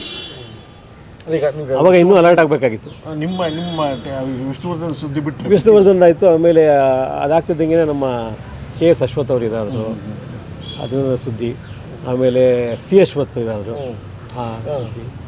ಆಮೇಲೆ ನಮ್ಮ ಇವರು ಪುಟ್ಟಪರ್ತಿ ಸಾಯಿಬಾಬಾ ಅವರ ಇದ್ರ ಬಗ್ಗೆ ಸ್ವಲ್ಪ ದಿವಸ ಮುಂದೆ ಬಹು ಅಂಗಾಂಗ ವೈಫಲ್ಯದಿಂದ ಇದಾದರು ಅಂತ ಹೇಳಿ ಅದು ಸ್ವಲ್ಪ ಮೊದಲಿನ ಸುದ್ದಿ ಬರ್ತಾಯಿತ್ತು. ಇಲ್ಲ ಅದೇನಂದರೆ ಆ ಥರ ಆಗ್ಬಿಡ್ತಿತ್ತಲ್ಲ, ಅದರಲ್ಲಿ ನಮ್ಮ ತಮಾಷೆ ಮಾಡೋರು. ನಮ್ಮಲ್ಲಿ ಒಬ್ಬರು ಹಿರಿಯ ಸುದ್ದಿವಾಚಕರು ಇದ್ದಾರೆ, ಆವಾಗ ವರ್ಕ್ ಮಾಡ್ತಿದ್ರು, CS ಬೋಪಯ್ಯ ಅಂತ ಹೇಳಿ. ಅವ್ರು ತಮಾಷೆ ಮಾಡೋರು. ನಾನು ರಾತ್ರಿ ಪಾಳಿಯಲ್ಲಿ ನ್ಯೂಸ್ ಎಡರಾಗಿದ್ದರೆ, ಮೋಹನ್ ರಾತ್ರಿ ಪಾಳಿಯಲ್ಲಿ ಈ ಉಸ್ತುವಾರಿ ವಹಿಸ್ಕೊಂಡ್ರೆ ಯಾವುದು ಸುದ್ದಿ ಯಾರಾದರೂ ಒಬ್ಬರು ಮೇರು ವ್ಯಕ್ತಿ, ಯಾವುದೋ ಕ್ಷೇತ್ರದ ಮೇರು ವ್ಯಕ್ತಿಗೆ ನಾವು ವಿದಾಯ ಹೇಳೋ ರೀತಿ ಅಂತ ಹೇಳ್ಬಿಟ್ಟು ತಮಾಷೆ ಮಾಡೋರು. ಅದು ತುಂಬ ಜನ ತಮಾಷೆ ಮಾಡೋರಂತೆ. ಮತ್ತು ಅಲ್ಲಿ ಇದು ರಿಪೋರ್ಟ್ರುಗಳೆಲ್ಲ ಅಷ್ಟೇ ತುಂಬ ಸಹಕಾರ ಕೊಡೋರು. ಇಲ್ಲಿ ಉದಯ ನ್ಯೂಸಲ್ಲಿ ರಾತ್ರಿ ಪಾಳಿಯಲ್ಲಿ ಕೆಲಸ ಮಾಡಬೇಕಾದ್ರೆ ಅಷ್ಟೇ, ಅಲ್ಲಿ ಒಬ್ಬರು ರಿಪೋರ್ಟ್ರು, ಒಬ್ಬರು ಕ್ಯಾಮ್ರಾಮನ್ ಎಲ್ಲ ಇರ್ತಾರೆ. ಪಾಪ ರಾತ್ರಿ ಏನೇ ಸುದ್ದಿ ಆದರೆ ಕೆಲವು ಹಾಗಾಗಿ ಬಿಡೋದು, ಎಲ್ಲೋ ಬೆಂಕಿ ಬೀಳೋದು, ಎಲ್ಲೋ ಒಂದು ಲಕ್ಷಾಂತರ ಇದಾಗೋದು, ಆಮೇಲೆ ಅದೆಲ್ಲೋ ಯಾರನ್ನೋ ಹೊಡೆದಾಕ್ಬಿಟ್ಟಿದ್ದಾರೆ ಅದು ಇದು ಅಂತ ಹೇಳಿ. ಬಟ್ ಅವರು ಡ್ರೈವರ್ ಕರ್ಕೊಂಡು ಇಮ್ಮಿಡಿಯೇಟಾಗಿ ಹೋಗ್ಬಿಟ್ಟು ಬೆಳಿಗ್ಗೆ ಅವ್ರಿಗೆ ಹೇಳಿ ಹೋಗ್ಬಿಡೋರು, ನಮ್ಮದೊಂದು ಸುದ್ದಿ ಕೊಡ್ತೀವಿ, ಒಂದು ಹೆಡ್ಲೈನ್ ರೆಡಿ ಮಾಡ್ಕೊಂಬರಿ ಅಂತೇಳಿ. ಆಮೇಲೆ ಫೋನ್ ಮೂಲಕ ಕೊಡೋರು. ಆಮೇಲೆ ಅದನ್ನು ಸುದ್ದಿ ಮಾಡ್ತಿದ್ವಿ. ಕೆಲವರು ಬರ್ಕೊಂಬಂದು ಕೊಡೋರು, ಅದನ್ನು ಮಾಡಿ AV ಮಾಡ್ತಾಯಿದ್ವಿ. ಅದು ಸ್ಟೋರಿ ಮಾಡ್ತಾಯಿದ್ವಿ, ಪ್ಯಾಕೇಜ್ ಮಾಡ್ತಾಯಿದ್ವಿ, ಆ ಟೈಮ್ ನೋಡಿಕೊಂಡು. ಆ ಥರ ಇದೆ. ಆ ಥರ ಏನಾಗುತ್ತೆ ಅಂದರೆ, ರಾತ್ರಿ ಬಂದು ಸುದ್ದಿಗಳನ್ನೆಲ್ಲ ಬೆಳಿಗ್ಗೆ ಹಾಕಬೇಕಾದ್ರೆ ಈ ಥರದ ತುಂಬ ದಿಢೀರಂತ ನಡೆಯೋ ಘಟನೆಗಳು ಜಾಸ್ತಿ ಈ ಥರ. ಆಮೇಲೆ ಇವರು ಹೋದಾಗಲೂ ಅಷ್ಟೇ, ಪಾಪ ನಮ್ಮ ಅಣ್ಣವರು ರಾಜ್ಕುಮಾರ್ ಹೋದಾಗ 2006 ಏಪ್ರಿಲ್ 12 ಸುದ್ದಿ ಗೊತ್ತಾದ ತಕ್ಷಣ ಇಡೀ ಆವಾಗ ಇಲ್ಲಿ ವಸಂತಗಳಲ್ಲಿ ಇತ್ತು ನಮ್ಮ ಆಫೀಸ್. ಟೋಟಲ್ ಸಂಚಲನ ಮಾಡಿಸ್ಬಿಡ್ತಾರೆ, ಟೋಟಲ್ ಆಫೀಸ್ ಒಂಥರ ಇದಾಗ್ಬಿಡುತ್ತಲ್ಲ, ನರ್ವಸ್ ಆಗ್ಬಿಡುತ್ತಲ್ಲ. ಎಲ್ಲರಿಗೂ ಹೇಗಾಗಿಬಿಡ್ತು ಅಂದರೆ, ಇಡೀ ಸುದ್ದಿ ಮನೆಯೇ ಒಂದು ಆಘಾತಗೊಳಗಾಗ್ಬಿಡ್ತು. ಆಮೇಲೆ ಎಲ್ಲೋ ಮೀಟಿಂಗ್ ಮಾಡ್ತಾರೆ, ಎಲ್ಲೋ ಕರಿತಿದ್ದಾರೆ, ನೀವು ಅಲ್ಲಿಗೆ ಹೋಗಿ ಅಂತಿದ್ದಾರೆ, ಇಲ್ಲಿಗೆ ಹೋಗಿ ಅಂತಿದ್ದಾರೆ, ಎಲ್ಲಿ ಅದು ಭಾಳ ಇದು. ಆಮೇಲೆ ಅದು ಕೆಲವು ಇದು ಅಹಿತಕರ ಘಟನೆಗಳೆಲ್ಲ ಆಗ್ಬಿಟ್ಟು ಕೆಲವೆಲ್ಲ ಇದೆಲ್ಲ ಆಯಿತು ಪಾಪ. ಬಟ್ ಆ ಟೈಮ್ನಲ್ಲೆಲ್ಲ ಪಾಪ ತುಂಬ ಇದಾಯಿತು. ಆಮೇಲೆ ಇನ್ನೊಂದು ಪೂರ್ಣಚಂದ್ರ ತೇಜಸ್ವಿ ಅವರು ಇದಾದಾಗ ಆಗಲೂ ಅಷ್ಟೇ ನಮ್ಮ ಇದರಲ್ಲಿ ಈ ಸುದ್ದಿ ಮನೆ ಹೀಗೇ ಅಲ್ಲಿ ಎಲ್ಲ ಸೆಕ್ಷನ್ ಅಲರ್ಟ್ ಆಗಿರಬೇಕು. ಕ್ಯಾಮ್ರಾಮನ್ನು ರಿಪೋರ್ಟರ್ಗಳಂತೂ ಒಂಥರ ಅವರು ಸೋಲ್ಜರ್ ಥರ ರೆಡಿ ಇರಬೇಕು ಎಲ್ಲಿಗೆ ಅಂತಂದ್ರೆ ಹೋಗಿ ಶೂಟಿಂಗ್ ಮಾಡ್ಕೊಂಬರೋಕ್ಕೆ. ಬಟ್ ಅವ್ರ ಪಾಪ ಎಂತೆಂಥ ಇದು ಈ ಯಾವುದೋ ಪ್ರವಾಹ ನೆರೆನೋ ಅಥವಾ ಈಗ ಲಾಠಿ ಚಾರ್ಜ್ ಆಗ್ತಿರುತ್ತೆ, ಎಲ್ಲೋ ಗಲಾಟೆ ಆಗ್ತಿರುತ್ತೆ, ಪಾಪ ಕ್ಯಾಮ್ರಾಮನ್ಗಳು ಅವರ ಶೈಲಿಯಲ್ಲಿ ತೆಗೆಯೋದಕ್ಕೆ ನುಗ್ಗಿ ಹೋಗ್ತಾರೆ. ಕೆಲವು ನಮ್ಮ ಇದರಲ್ಲಿ ಕೆಲವರು ಕ್ಯಾಮ್ರಾಮನ್ಗಳು ಪಾಪ ಹೊಡೆದೆಲ್ಲ ಬಿದ್ದುಬಿಟ್ಟಿದೆ, ಎಲ್ಲೋ ತೆಗಿಯೋಕೆ ಎಲ್ಲೋ ಜಾರಿ ಬಿದ್ದುಬಿಟ್ಟಿರ್ತಾರೆ, ಬಿದ್ದುಬಿಟ್ಟಿರ್ತಾರೆ.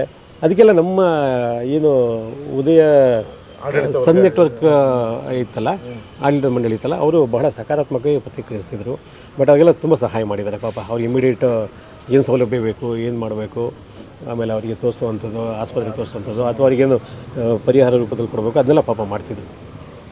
ಅವೆಲ್ಲ ಟೋಟಲ್ ಎಷ್ಟು ವರ್ಷ ಎಕ್ಸ್ಪೀರಿಯನ್ಸ್ ನಿಮಗೆ ಈ ಫೀಲ್ಡಲ್ಲಿ? ಅಯ್ಯೋ, ಈ ಫೀಲ್ಡಲ್ಲಿ ನೋಡಿ ಈಗಲೂ ಕೂಡ ನಾನು ಮಾಡ್ತಾಯಿದ್ದೀನಿ. ಈಗ ನಾನು ಅಲ್ಲಿ ಬಿಟ್ಟರು ಅಲ್ಲಿ ಅದು ಮುಗಿದ ಮೇಲೆ ಬೇರೆ ಕಡೆ ಒಂದೆರಡು ಕಡೆ ಸೇರಿಕೊಂಡೆ. ಆಮೇಲೆ ಅದಾದಮೇಲೆ ಬೇರೆ ಈಗಲೂ ಕೂಡ ನಾನು ಕೆಲವು ಯಾವುದೋ ಕಂಟೆಂಟ್ ರೆಡಿ ಮಾಡೋಂಥದ್ದು, ವಾಯ್ಸ್ ಓವರ್ ಮಾಡೋವಂಥದ್ದು, ಆಮೇಲೆ ಬೇರೆಯವರೆಲ್ಲ ಕೇಳ್ತಾರೆ ಸ್ಕ್ರಿಪ್ಟ್ ಬರ್ಕೊಡಿ ಅಂತ ಹೇಳಿ, ಅದಕ್ಕೆಲ್ಲ ಬರ್ಕೊಡೋದು. ಆಮೇಲೆ ಈಗ ನಾನೇ ನನ್ನ ಇದಕ್ಕೆ ನನಗೆ ಒಂದೇನೆಂದರೆ, ನಮ್ಮ ಮನೆಯಲ್ಲೇ ನಮ್ಮ ತಂದೆ ಮನೆ ಕಡೆಯಲ್ಲಿ, ತಾಯಿ ಮನೆ ಕಡೆಯಲ್ಲಿ, ನಮ್ಮ ಈಗ ಮಾವ ಅತ್ತೆ ಮನೆ ಕಡೆಯಲ್ಲಿ, ನಮ್ಮ ಮನೆಯಲ್ಲಿ ಒಂದು ಸಂಗೀತಮಯ ವಾತಾವರಣ. ಯಾರಾದರೂ ಹಾಡು ಗುರುಗ್ತಾ ಇರ್ತೀವಿ ಆ ಥರ. ಅದು ನನಗೆ ಸಣ್ಣದ್ರಿಂದ ಅದೇನೋ ಬಂದ್ಬಿಡ್ತು ಒಂಥರ. ಹಾಗಾಗಿ ಅದು ನನಗೆ ಚಾನಲ್ ಮಾಡಿದ್ವಿ. ಒಂದು ವೇದಿಕೆ ಸೃಷ್ಟಿಸ್ಕೊಳ್ಬೇಕು, ಕಾರ್ಯರೂಪಕ್ಕೆ ಬರಬೇಕು ಅಂದಾಗ ಈ ಕೊರೋನಾ ಟೈಮ್ನಲ್ಲಿ ಕೆಲಸ ಸ್ವಲ್ಪ ಅವಕಾಶ ಸಿಕ್ತು. ಆ ಟೈಮ್ನಲ್ಲೆಲ್ಲ ಮನೇಲಿ ಇದ್ವಲ್ಲ, ಆಗ ಒಂದು ಯೂಟ್ಯೂಬ್ ಚಾನಲ್ ಶುರು ಮಾಡ್ಕೊಂಡ್ವಿ ಹಾಡೋದಕ್ಕೆ ಅಂತ ಅನ್ನೋದಕ್ಕಿಂತ ಈ ಧಾರ್ಮಿಕ ತಾಣಗಳು, ಪ್ರವಾಸಿ ತಾಣಗಳು, ಆಮೇಲೆ ಪ್ರಚಲಿತ ವಿದ್ಯಮಾನಗಳು, ಇದ್ರ ಜೊತೆಗೆ ಹಾಡೋದಕ್ಕೊಂದು ವೇದಿಕೆ ಅಂತ ಹೇಳಿ ರಾಗಸುದ್ದಿ ಅಂತ ಹೇಳಿ ಒಂದು ಯೂಟ್ಯೂಬ್ ಚಾನಲನ್ನು ಮಾಡಿಕೊಂಡ್ವಿ.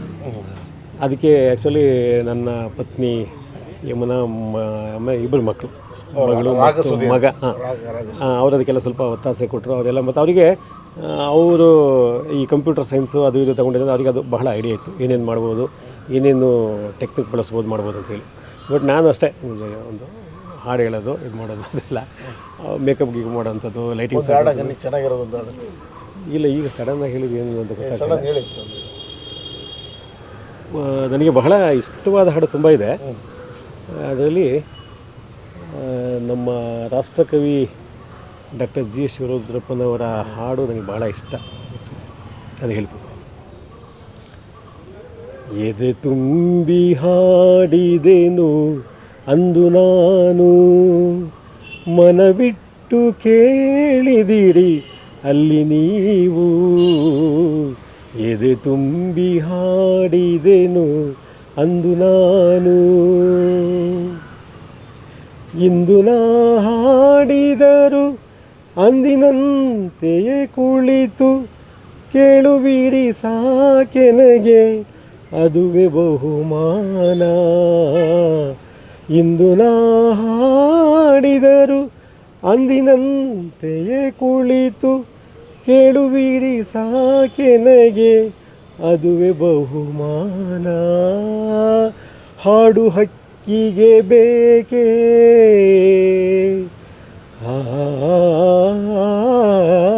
ಹಾಡು ಹಕ್ಕಿಗೆ ಬೇಕೇ ಬಿರುದು ಸನ್ಮಾನ. ಎದೆ ತುಂಬಿ ಹಾಡಿದೆನು ಅಂದು ನಾನು, ಮನವಿಟ್ಟು ಕೇಳಿದಿರಿ ಅಲ್ಲಿ ನೀವು. ಎದೆ ತುಂಬಿ ಹಾಡಿದೆನು ಅಂದು ನಾನು. ಹೀಗೆ ಚಿತ್ರಗೀತೆಗಳನ್ನು ಸಾಮಾನ್ಯ ಹಾಡ್ತೀವಿ. ಎಲ್ಲ ರೀತಿ ಸ್ವಲ್ಪ ಪ್ರಯತ್ನ ಮಾಡಿ ನೋಡಿಕೊಂಡು ಕೇಳ್ಕೊಂಡು ಇದು ಮಾಡ್ಕೊಂಡು ಮಾಡ್ತೀನಿ. ಸಬ್ಸ್ಕ್ರೈಬ್ ಆದ ಎಲ್ಲಿಗೆ ಇದು ಮಾಡಬೇಕು? ರಾಗಸುದ್ದಿ ಅಂತ ಹೇಳಿ ಒಂದು ಯೂಟ್ಯೂಬ್ ಚಾನಲ್ ಇದೆ. ರಾಗಸುದ್ದಿ ಅಂತ ಹೇಳಿದರೆ RAGASUDHE, ಅದನ್ನು ಮಾಡಿಕೊಂಡ್ರೆ ಓಪನ್ ಆಗುತ್ತೆ. ಅದು ಸಬ್ಸ್ಕ್ರೈಬ್ ಆಗಿ, ಖಂಡಿತ ಸಬ್ಸ್ಕ್ರೈಬ್ ಆಗಿ. ಇದು ಈ ಮೂಲಕ ನಮ್ಮ ಫ್ರೀಡಮ್ TV ಮೂಲಕ ಎಲ್ಲ ವೀಕ್ಷಕರಿಗೆ ಒಂದು ವಿನಂತಿ, ರಾಗಸುದ್ದಿ ಯೂಟ್ಯೂಬ್ಗೆ ದಯವಿಟ್ಟು ಸಬ್ಸ್ಕ್ರೈಬ್ ಆಗಿ. ಹಾಗೆಯೇ ಕಮೆಂಟ್ ಮಾಡಿ, ಶೇರ್ ಮಾಡಿ, ಲೈಕ್ ಮಾಡಿ. ನಿಮ್ಮ ಎಲ್ಲ ಮುಕ್ತ ಅನಿಸಿಕೆಗಳಿಗೆ ಸ್ವಾಗತ ಇದೆ. ಏನಾದರೂ ಬದಲಾವಣೆ ಇದ್ದರೆ ಮಾಡ್ಕೊಳ್ಳೋಣ ಅಂತ ಹೇಳಿ. ಅದು ಚೆನ್ನಾಗಿ ನಡೀತಾ ಇದೆ. ಈಗ ಅದೆಲ್ಲ ಇಷ್ಟೆಲ್ಲ ಆಯ್ತು ಬಿಡಿ, ಈಗ ನಿಮ್ಮದೆಲ್ಲ ಇಷ್ಟು ವರ್ಷ 40 ವರ್ಷ ಸರ್ವಿಸ್ ಆಯ್ತಾ? 91 ಅಂದರೆ ಎಷ್ಟಾಯ್ತು? 91 ಆಗ್ತದೆ ಮತ್ತೆ ಥರ 35 ವರ್ಷ. 35 ಇಷ್ಟೆಲ್ಲ ಎಕ್ಸ್ಪೀರಿಯನ್ಸ್ ಎಲ್ಲ ಆದಮೇಲೆ ಈಗ ನಮ್ಮ ವೀಕ್ಷಕರು ಈಗ ಹೊಸಬರು ಎಂಟ್ರ್ ಆಗ್ತಾರೆ, ಅವ್ರಿಗೆ ಏನು ಹೇಳೋದು? ಹಿರಿಯರು ನೋಡಿ ಕಲೀರಿ ಅಂತ ಹೇಳ್ಬೋದು ಅಷ್ಟೇ. ಹಿರಿಯರು ನೋಡಿ ಈ ಮಾಧ್ಯಮದಲ್ಲಿ ಏನಾಗಿದೆ ಅಂದರೆ ಅಲ್ಲಲ್ಲ ಅವರಿಗೆ ಅವರ ಸಂಪಾದಕರಿರ್ತಾರೆ, ಉಪಸಂಪಾದಕರಿರ್ತಾರೆ, ಹಿರಿಯ ವರದಿಗಾರ ಇರ್ತಾರೆ, ಆಮೇಲೆ ಹಿರಿಯ ಕ್ಯಾಮ್ರಾಮನ್ಗಳಿರ್ತಾರೆ, ಅವ್ರದ್ದೇ ಕೆಲವು ಶೈಲಿಗಳಿರ್ತವೆ. ಹೌದು, ಅದಂದರೆ ಇವರು ಕಿರಿಯರು ಅವ್ರು ನೋಡಿ ಅದನ್ನು ಅಂದರೆ ಅವ್ರ ಜೊತೆಲಿ ನೋಡಬೇಕು ಅಂತ ಅಲ್ಲ. ಈಗ ತುಂಬ ಯೂಟ್ಯೂಬ್ಗಳನ್ನು ಓಪನ್ ಮಾಡಿಕೊಂಡ್ರೆ ಎಲ್ಲ ಬೇರೆ ಬೇರೆ ಸಿಗುತ್ತೆ. ಅಲ್ಲಲ್ಲ, ಕೆಲವರು ಹಳಬರು ಮಾಡಿರ್ತಾರಲ್ಲ. ಈಗ ನೀವು ವಿಶ್ವೇಶ್ವರ ಭಟ್ರು ನೋಡ್ಬೋದು, ರವಿ ಬೆಳಗೆರೆಯವ್ರು ನೋಡ್ಬೋದು, ಈಗ ಯಾವುದೋ ಇನ್ನೊಂದು ಈ ಥರ ಮಾಡಿರೋದು ಇದು ರಾಜಕೀಯ ವಿಷಯಗಳ ಬಗ್ಗೆ. ಈಗ ಬೆಲಗೂರು ಸಂವಿಲ ಅಂತ ನಮ್ಮ ಪ್ರಧಾನ ಸಂಪಾದಕರು ಅಂತ ಹೇಳಿದ್ರಲ್ಲ, ಅವ್ರದ್ದೊಂದು ಚಾನಲ್ ಇದೆ. ಅಲ್ಲಿ ರಾಜಕೀಯ ವಿಷಯಗಳ ಬಗ್ಗೆ ವಿಶ್ಲೇಷಣೆ ಆಗ್ತಾ ಇರುತ್ತೆ, ಪ್ರಚಲಿತ ವಿದ್ಯಮಾನಗಳ ಬಗ್ಗೆ ಅವ್ರು ಮಾತನಾಡ್ತಾರೆ. ಅಂದರೆ ಎಲ್ಲರೂ ಬೇರೆಯವರೆಲ್ಲ ಎಲ್ಲರೂ ಆ ಥರ ಹಿರಿಯರು ನೋಡಿದರೆ ನಾವು ಈಗ ಮೊನ್ನೆ ಯಾವುದೋ ಒಂದು ನೋಡ್ತಾ ಇದ್ದೆ, ನಮ್ಮ ರಿಟೈರ್ಡ್ ಪೊಲೀಸ್ ಆಫೀಸರ್ ಹಿರಿಯ ಅಧಿಕಾರಿ ಒಬ್ಬರು ಮಾತಾಡ್ತಾ ಹೇಳಿದರು, ಈಗೇನು ಬಂದಿದ್ದಾರೆ ರಿಪೋರ್ಟ್ರುಗಳು, ನಾನು ಆ ಹುದ್ದೆಲಿದ್ದಾಗ ಇದ್ದ ಮಾಧ್ಯಮ ಸ್ನೇಹಿತರು ಅಂದರೆ ಮಾಧ್ಯಮ ರಿಪೋರ್ಟ್ರುಗಳೆಲ್ಲ ಎಷ್ಟು ಚೆನ್ನಾಗಿ ನಮಗೆ ಮಾತಾಡಿಸ್ತಾಯಿದ್ರು. ಈಗ ಬಂದಿರೋರೆಲ್ಲ ಸ್ವಲ್ಪ ಭಾಳ ಇದಾಗಿ ಮಾತಾಡ್ತಾರೆ, ಅವ್ರಿಗೆ ನೀವು ತಿಳಿ ಹೇಳಬೇಕು ಹಿರಿಯರು ಅಂತ ಅಂದರು. ಬಟ್ ಈಗಿರೋ ಬಂದಿರೋದಿದ್ದಾರೆ, ಈಗ ಅಂದರೆ ಈಗ ಅದಕ್ಕೆ ಸಂಬಂಧಪಟ್ಟಿದ್ದೇ ಕಲ್ತ್ಕೊಂಡು ಬಂದಿರ್ತಾರೆ, ಸಂಬಂಧಪಟ್ಟಿದ್ದೇ ಓದ್ಕೊಂಡು ಬಂದಿರ್ತಾರೆ, ಆಮೇಲೆ ಅದ್ರ ಬಗ್ಗೆ ಸಾಕಷ್ಟು ಅನುಭವ ಪಡೆದಿರ್ತಾರೆ, ತರಬೇತಿ ಪಡೆದಿರ್ತಾರೆ. ಅದು ಆ ಕಾಲ, ಇದು ಈ ಕಾಲ, ಅದು ಕಾಲಾಯ ತಸ್ಮೈ ನಮಃ. ಅದು ಸ್ವಲ್ಪ ಹಿಂದೆ ತಿರುಗಿ ನೋಡಿದರೆ ಒಳ್ಳೆಯದು ಅಂತ ಅಷ್ಟೇ. ಆ ಥರ ಮಾಡಿದರೆ ಇನ್ನು ಈ ಮಾಧ್ಯಮಗಳು ಚೆನ್ನಾಗಿ ಇರುತ್ತೆ, ನೋಡೋದಕ್ಕೆ ನಮಗೂ ಒಂಥರ ಖುಷಿ ಆಗುತ್ತೆ, ಎಲ್ಲರಿಗೂ ವೀಕ್ಷಕರಿಗೆ ಖುಷಿ ಆಗುತ್ತೆ. ಒಂದು ಅಬ್ಬರ ಬೇಡ, ಹೇಳೋ ವಿಷಯನ ಸ್ವಲ್ಪ ವಿಶೇಷವಾಗಿ ಹೇಳೋವಂಥದ್ದು, ಆ ಥರ ಮಾಡಿದರೆ ಒಳ್ಳೆಯದು. ಹಾಗಾಗಿ ಈಗ ನೋಡಿ ಏನಂದರೆ ಈ ಪತ್ರಿಕೆ, ನಾವು ದಿನಪತ್ರಿಕೆ ಓದ್ತೀವಲ್ಲ, ಹಿಂದಿನ ದಿವಸ ನಾವು ಬೆಳಗ್ಗಿಂದ ಸಂಜೆ ತನಕ ಕ್ರಿಕೆಟ್ ವೀಕ್ಷಕರನ್ನ ನೋಡಿರ್ತೀವಿ ಅಥವಾ ಕೇಳಿರ್ತೀವಿ, ಅಥವಾ ಟಿ ವಿ ಮುಂದೆ ಕೂತ್ಕೊಂಡು ನೋಡಿರ್ತೀವಿ. ಬೆಳಿಗ್ಗೆ ಆದ ತಕ್ಷಣ ನಾವೇನು ಮಾಡ್ತೀವಿ ಅಂದರೆ ಕೊನೆ ಕ್ರೀಡಾಪಟ ತೆಗೆದುಬಿಟ್ಟು ಅದೇ ಓದ್ತೀವಿ. ಅಲ್ಲಿ ಅಷ್ಟೆಲ್ಲ ನೋಡಿದರೆ ನಮ್ಗೆ ಇದು ಕೂಡ ಖುಷಿ ಬೇರೆ, ಅದಕ್ಕೂ ಬೇರೆ. ಈಗ ನಮ್ಮ ಮನೆಯಲ್ಲಿ ಮೊನ್ನೆ ಒಬ್ಬರು ಬಂದಿದ್ದರು, ಅಲ್ಲಿ ನಮ್ಮ ಮನೆಯಲ್ಲಿ ನಮ್ಮ ಮೂಲೆಯಲ್ಲಿ ಒಂದು ಏನು ಟರ್ನಿಂಗ್ ಟೇಬಲ್ ಸ್ಟ್ಯಾಂಡ್ ಇದೆ. ಅದ್ರ ಮೇಲೆ ನಾನು ಪ್ರತಿದಿನ ನಮ್ಮ ಮನೆಯೆಲ್ಲ ಸಾಮಾನ್ಯ ಓದ್ತೀವಲ್ಲ, ಒಂದೆರಡು ದಿನಪತ್ರಿಕೆ ಬಿಟ್ಟರೆ ತುಷಾರ, ಮಯೂರ, ಆಮೇಲೆ ಕಸ್ತೂರಿ ಇವೆಲ್ಲ ಪ್ರತಿ ತಿಂಗಳು ಇರುತ್ತೆ. ಮತ್ತು ಬೇರೆ ಬೇರೆ ಮ್ಯಾಗ್ಝಿನ್ಗಳಿರುತ್ತೆ, ಉತ್ಥಾನ ಎಲ್ಲ ಕೆಲವೆಲ್ಲ ಇರ್ತವೆ, ವಿಶೇಷ ಅಂಕಗಳು ಅದು ಇದೆಲ್ಲ. ಯಾರೋ ಒಬ್ರು ಬಂದು ಕೇಳಿದರು, ಇವೆಲ್ಲ ನೀವು ಈಗಲೂ ಓದ್ತಾ ಇದ್ದೀರಾ ಅಂತ ಅಂದರೆ, ಅದು ಈ ಮೊಬೈಲ್ ಯುಗದಲ್ಲಿ ಎಲ್ಲ ಮೊಬೈಲಲ್ಲೇ ಸಿಗಬೇಕಾದ್ರೆ ಇಷ್ಟೊಂದೆಲ್ಲ ಇರಬೇಕಾದ್ರೆ ಓದ್ತೀರಾ ಅಂತ ಹೇಳಿ. ಅದಕ್ಕೆ ನಾನು ಹೇಳಿದೆ, ಇದು ನಮ್ಮ ಮನೆಯಲ್ಲಿ ಇದನ್ನು ಓದಿದರೆ ಸಿಗುವಂಥ ಒಂದು ಸಂತೃಪ್ತಿ ಅದು ಇದೆ. ಬಟ್ ಇದು ನಮಗೆ ಇದು ಮುಖ್ಯ. ಹಾಗಾಗಿ ನಾವು ಎಲ್ಲ ಇದನ್ನು ಅದಕ್ಕೆ ಅವ್ರಿಗೆ ಹೇಳಿದೆ, ಕ್ರಿಕೆಟಿನ ಬಗ್ಗೆನೇ ಒಂದು ಉದಾಹರಣೆ ಹೇಳಿದೆ. ಆ ಥರ ಇದನ್ನು ನಾವು ಈಗಲೂ ಓದ್ತೀವಿ, ಇದರಲ್ಲಿ ಬಹಳಷ್ಟು ವಿಷಯಗಳು ತಿಳಿಯುತ್ತೆ ಅಂತೇಳಿ. ಇನ್ನು ಬೇರೆ ಬೇರೆ ಮ್ಯಾಗ್ಝಿನ್ಗಳು ಅವೆಲ್ಲ ಓದೋದಕ್ಕೆ ಅಂತಲೇ ನಮ್ಮ ಮನೆಯಲ್ಲಿ ಪ್ರತಿ ದಿವಸ ಸುಮಾರು 1-1.5 ಗಂಟೆ ಯಾವುದಾದ್ರು ಪತ್ರಿಕೆಗಳನ್ನು ಓದ್ತಾ ಇರ್ತೀವಿ. ಇವೆಲ್ಲ ಆಮೇಲೆ ಇವೆಲ್ಲ ನಮ್ಮ ಮೊಬೈಲ್ನ ಎಲ್ಲ ರೆಡಿಯಾಗಿ ನೋಡೋಳಗೆ ನಮ್ಮನ್ನು 10-11 ಗಂಟೆ ಆಗುತ್ತೆ ಎದ್ದು ನೋಡಬೇಕು. ಆಮೇಲೆ ಮಧ್ಯರಾತ್ರಿ ಎದ್ದುಬಿಟ್ಟು ನನಗೆ ಕೆಲವು ಸ್ಟೇಟಸ್ನ ಮಧ್ಯರಾತ್ರಿ ಎಲ್ಲ ನೋಡಿರ್ತಾರೆ. ಆ ಥರ ಯಾವುದೂ ಅಭ್ಯಾಸ ಇಲ್ಲ. ಅಂದರೆ ರಾತ್ರಿ ಮಲಗಿದಿಂದ ಬೆಳಿಗ್ಗೆ ತನಕ ಯಾವುದೂ ನಮ್ಮಲ್ಲಿ ಯಾರೂ ನೋಡಲ್ಲ ಒಂದು. ಮತ್ತು ಬೆಳಿಗ್ಗೆ ನೋಡೋದೆಲ್ಲ ನಮ್ಮ ಮನೇಲಿ ಒಂದು 10 ಗಂಟೆ ಮೇಲಿದೆ. ಅಷ್ಟ ಕಡೆ ಆ ಕಡೆ ಈ ಮಕ್ಕಳು ಕಾಲೇಜಿಗೆ ಹೋಗೋ ಗಡಿಬಿಡಿ, ನಮ್ಮ ಶ್ರೀಮತಿಯವರು ಸ್ಕೂಲ್ಗೆ ಹೋಗೋ ಗಡಿಬಿಡಿ, ಆ ಇದರಲ್ಲಿ ಅವೆಲ್ಲ ನೋಡೋಕೆ ಹೋಗೋಲ್ಲ. ಆಮೇಲೆ ನೋಡ್ಕೊಂಡು ಹೋಗೋದು. ಆ ರಾತ್ರಿನೂ ಅಷ್ಟೇ ಅವೆಲ್ಲ ಎದ್ದು ನೋಡೋಂಥದ್ದಿಲ್ಲ. ಬಟ್ ತುಂಬ ಇಷ್ಟಪಟ್ಟು ನಾವು ಪತ್ರಿಕೆನ ಮತ್ತು ಆಕಾಶವಾಣಿ ಈಗಲೂ ಕೇಳ್ತೀನಿ, ಆಕಾಶವಾಣಿ ಮೊಬೈಲಲ್ಲಿ ಕೇಳ್ತೀನಿ. ಆಮೇಲೆ ನಮ್ಮ ಮನೇಲಿ ವಿಶೇಷ ಅಂದರೆ ರೇಡಿಯೋ ಎಲ್ಲ ಕಡೆ ಇದೆ. ರೇಡಿಯೋ ಇದೆಯಲ್ಲ, ಅದೇ ನನಗೆ ಆ ಸಂಬಂಧ ಇತ್ತು ಅಂತ ಗೊತ್ತಿಲ್ಲ. ನಮ್ಮ ಮನೆಯಲ್ಲಿ ನಮ್ಮ ರೂಮ್ನಲ್ಲೂ ಇದೆ, ಹಾಲ್ನಲ್ಲೂ ಇದೆ, ಅಡುಗೆ ಮನೆಯಲ್ಲೂ ಇದೆ ರೇಡಿಯೋ. ಸತತವಾಗಿ ಸಂಗೀತ ಎಲ್ಲೆಲ್ಲೂ ನಾನೇ ಎಲ್ಲೆಲ್ಲ ರೇಡಿಯೋ ಇದಿದೆ. ಎಲ್ಲ ಕಡೆಯೂ ಕೇಳ್ತೀವಿ. ಅದೆಲ್ಲ ಯಾವುದೋ ಒಂದು ಮಧ್ಯದಲ್ಲಿ ಅದು ಹಾಲ್ನಲ್ಲಿ ಒಂದು ಹೋಮ್ ಥಿಯೇಟ್ರಲ್ಲಿ ಅಲ್ಲಿ ಬೇಕಾದ್ರೆ ಹಾಕ್ಬಿಡ್ತೀವಿ ಇದನ್ನು. ಈಗೇನು ಎಲ್ಲ ಬರ್ತಲ್ಲ, ಬ್ಲೂಟೂತ್ ಇದೆ, USB ಇದೆ, ಆಮೇಲೆ FM ಅಂತೂ ಕೆಲವೆಲ್ಲ ಕನ್ನಡ ಹಾಡುಗಳು ಅದ್ಭುತವಾಗಿ ಬರ್ತಿರುತ್ತೆ. ಹಾಗಾಗಿ ರೇಡಿಯೋಗಳು ಎಲ್ಲ ಇದೆ, ಎಲ್ಲ ಕೇಳ್ತೀವಿ. ರೇಡಿಯೋ ಕೇಳೋಕ್ಕೂ ಸಮಯ ಇದೆ, ಸಮಯ ನಾವು ಮಾಡ್ಕೊಂಡಾಗಷ್ಟೇ. ಆಮೇಲೆ ಪತ್ರಿಕೆ ಮತ್ತು ಈ ನಿಯತಕಾಲಿಕೆಗಳನ್ನು, ಆಮೇಲೆ ಈ ಯಾವುದು ಮಾಸಿಕಗಳನ್ನು ಓದೋದಕ್ಕೆ ಅವಕ್ಕೆಲ್ಲ ಓದ್ತೀವಿ. ತುಂಬ ಚೆನ್ನಾಗಿದೆ. ಅದು ಅವಾಗಲಿಂದ ನಮ್ಗೆ ಅದೊಂಥರ ಅಭ್ಯಾಸ ಬೆಳೆದ್ಬಿಟ್ಟಿದೆ. ಅದೇ ಇದುವರೆಗೂ ತಮ್ಮ ಅನುಭವಗಳನ್ನ ತಾವು ಎಲ್ಲೆಲ್ಲಿ ಏನೇನು ಕೆಲಸ ಮಾಡಿದ್ವಿ ಅನ್ನೋ ತಮ್ಮ ಹಂಚ್ಕೊಂಡ್ರಿ. ಧನ್ಯವಾದಗಳು ತಮಗೆ. ನಿಮಗೂ ಕೂಡ ಧನ್ಯವಾದಗಳು. ಫ್ರೀಡಮ್ TVವರೆಗೂ ಧನ್ಯವಾದಗಳು. ಇದು ಏನಂದರೆ ನನಗೆ ನಾನು ಅಂದರೆ ಕೆಲವು ವರ್ಷಗಳ ಹಿಂದೆ ನಾನು ಬೇರೆಯವ್ರ ಸಂದರ್ಶನ ಮಾಡಿ ಅವರಿಂದ ಪರಿಚಯ ಮಾಡಿಕೊಡ್ತಿದ್ದೆ. ಇದು ಒಂದು ಒಳ್ಳೆಯ ಅವಕಾಶ ನನ್ನ ಬಗ್ಗೆ ತಿಳಿಸ್ಕೊಡೋದಕ್ಕೆ. ಒಂದು ಒಳ್ಳೆಯ ವೇದಿಕೆ ಅಂತ ಅಂದ್ಕೊಳ್ತೀನಿ. ನಿಮಗೂ ಕೂಡ ಧನ್ಯವಾದಗಳು. ನಮಸ್ಕಾರ. ವೀಕ್ಷಕರೇ, ಮತ್ತೊಂದು ಸಂಚಿಕೆ ಮತ್ತೊಬ್ಬರ ದಿಗ್ಗಜರನ್ನು ಭೇಟಿ ಮಾಡೋಣ. ನಮಸ್ಕಾರ.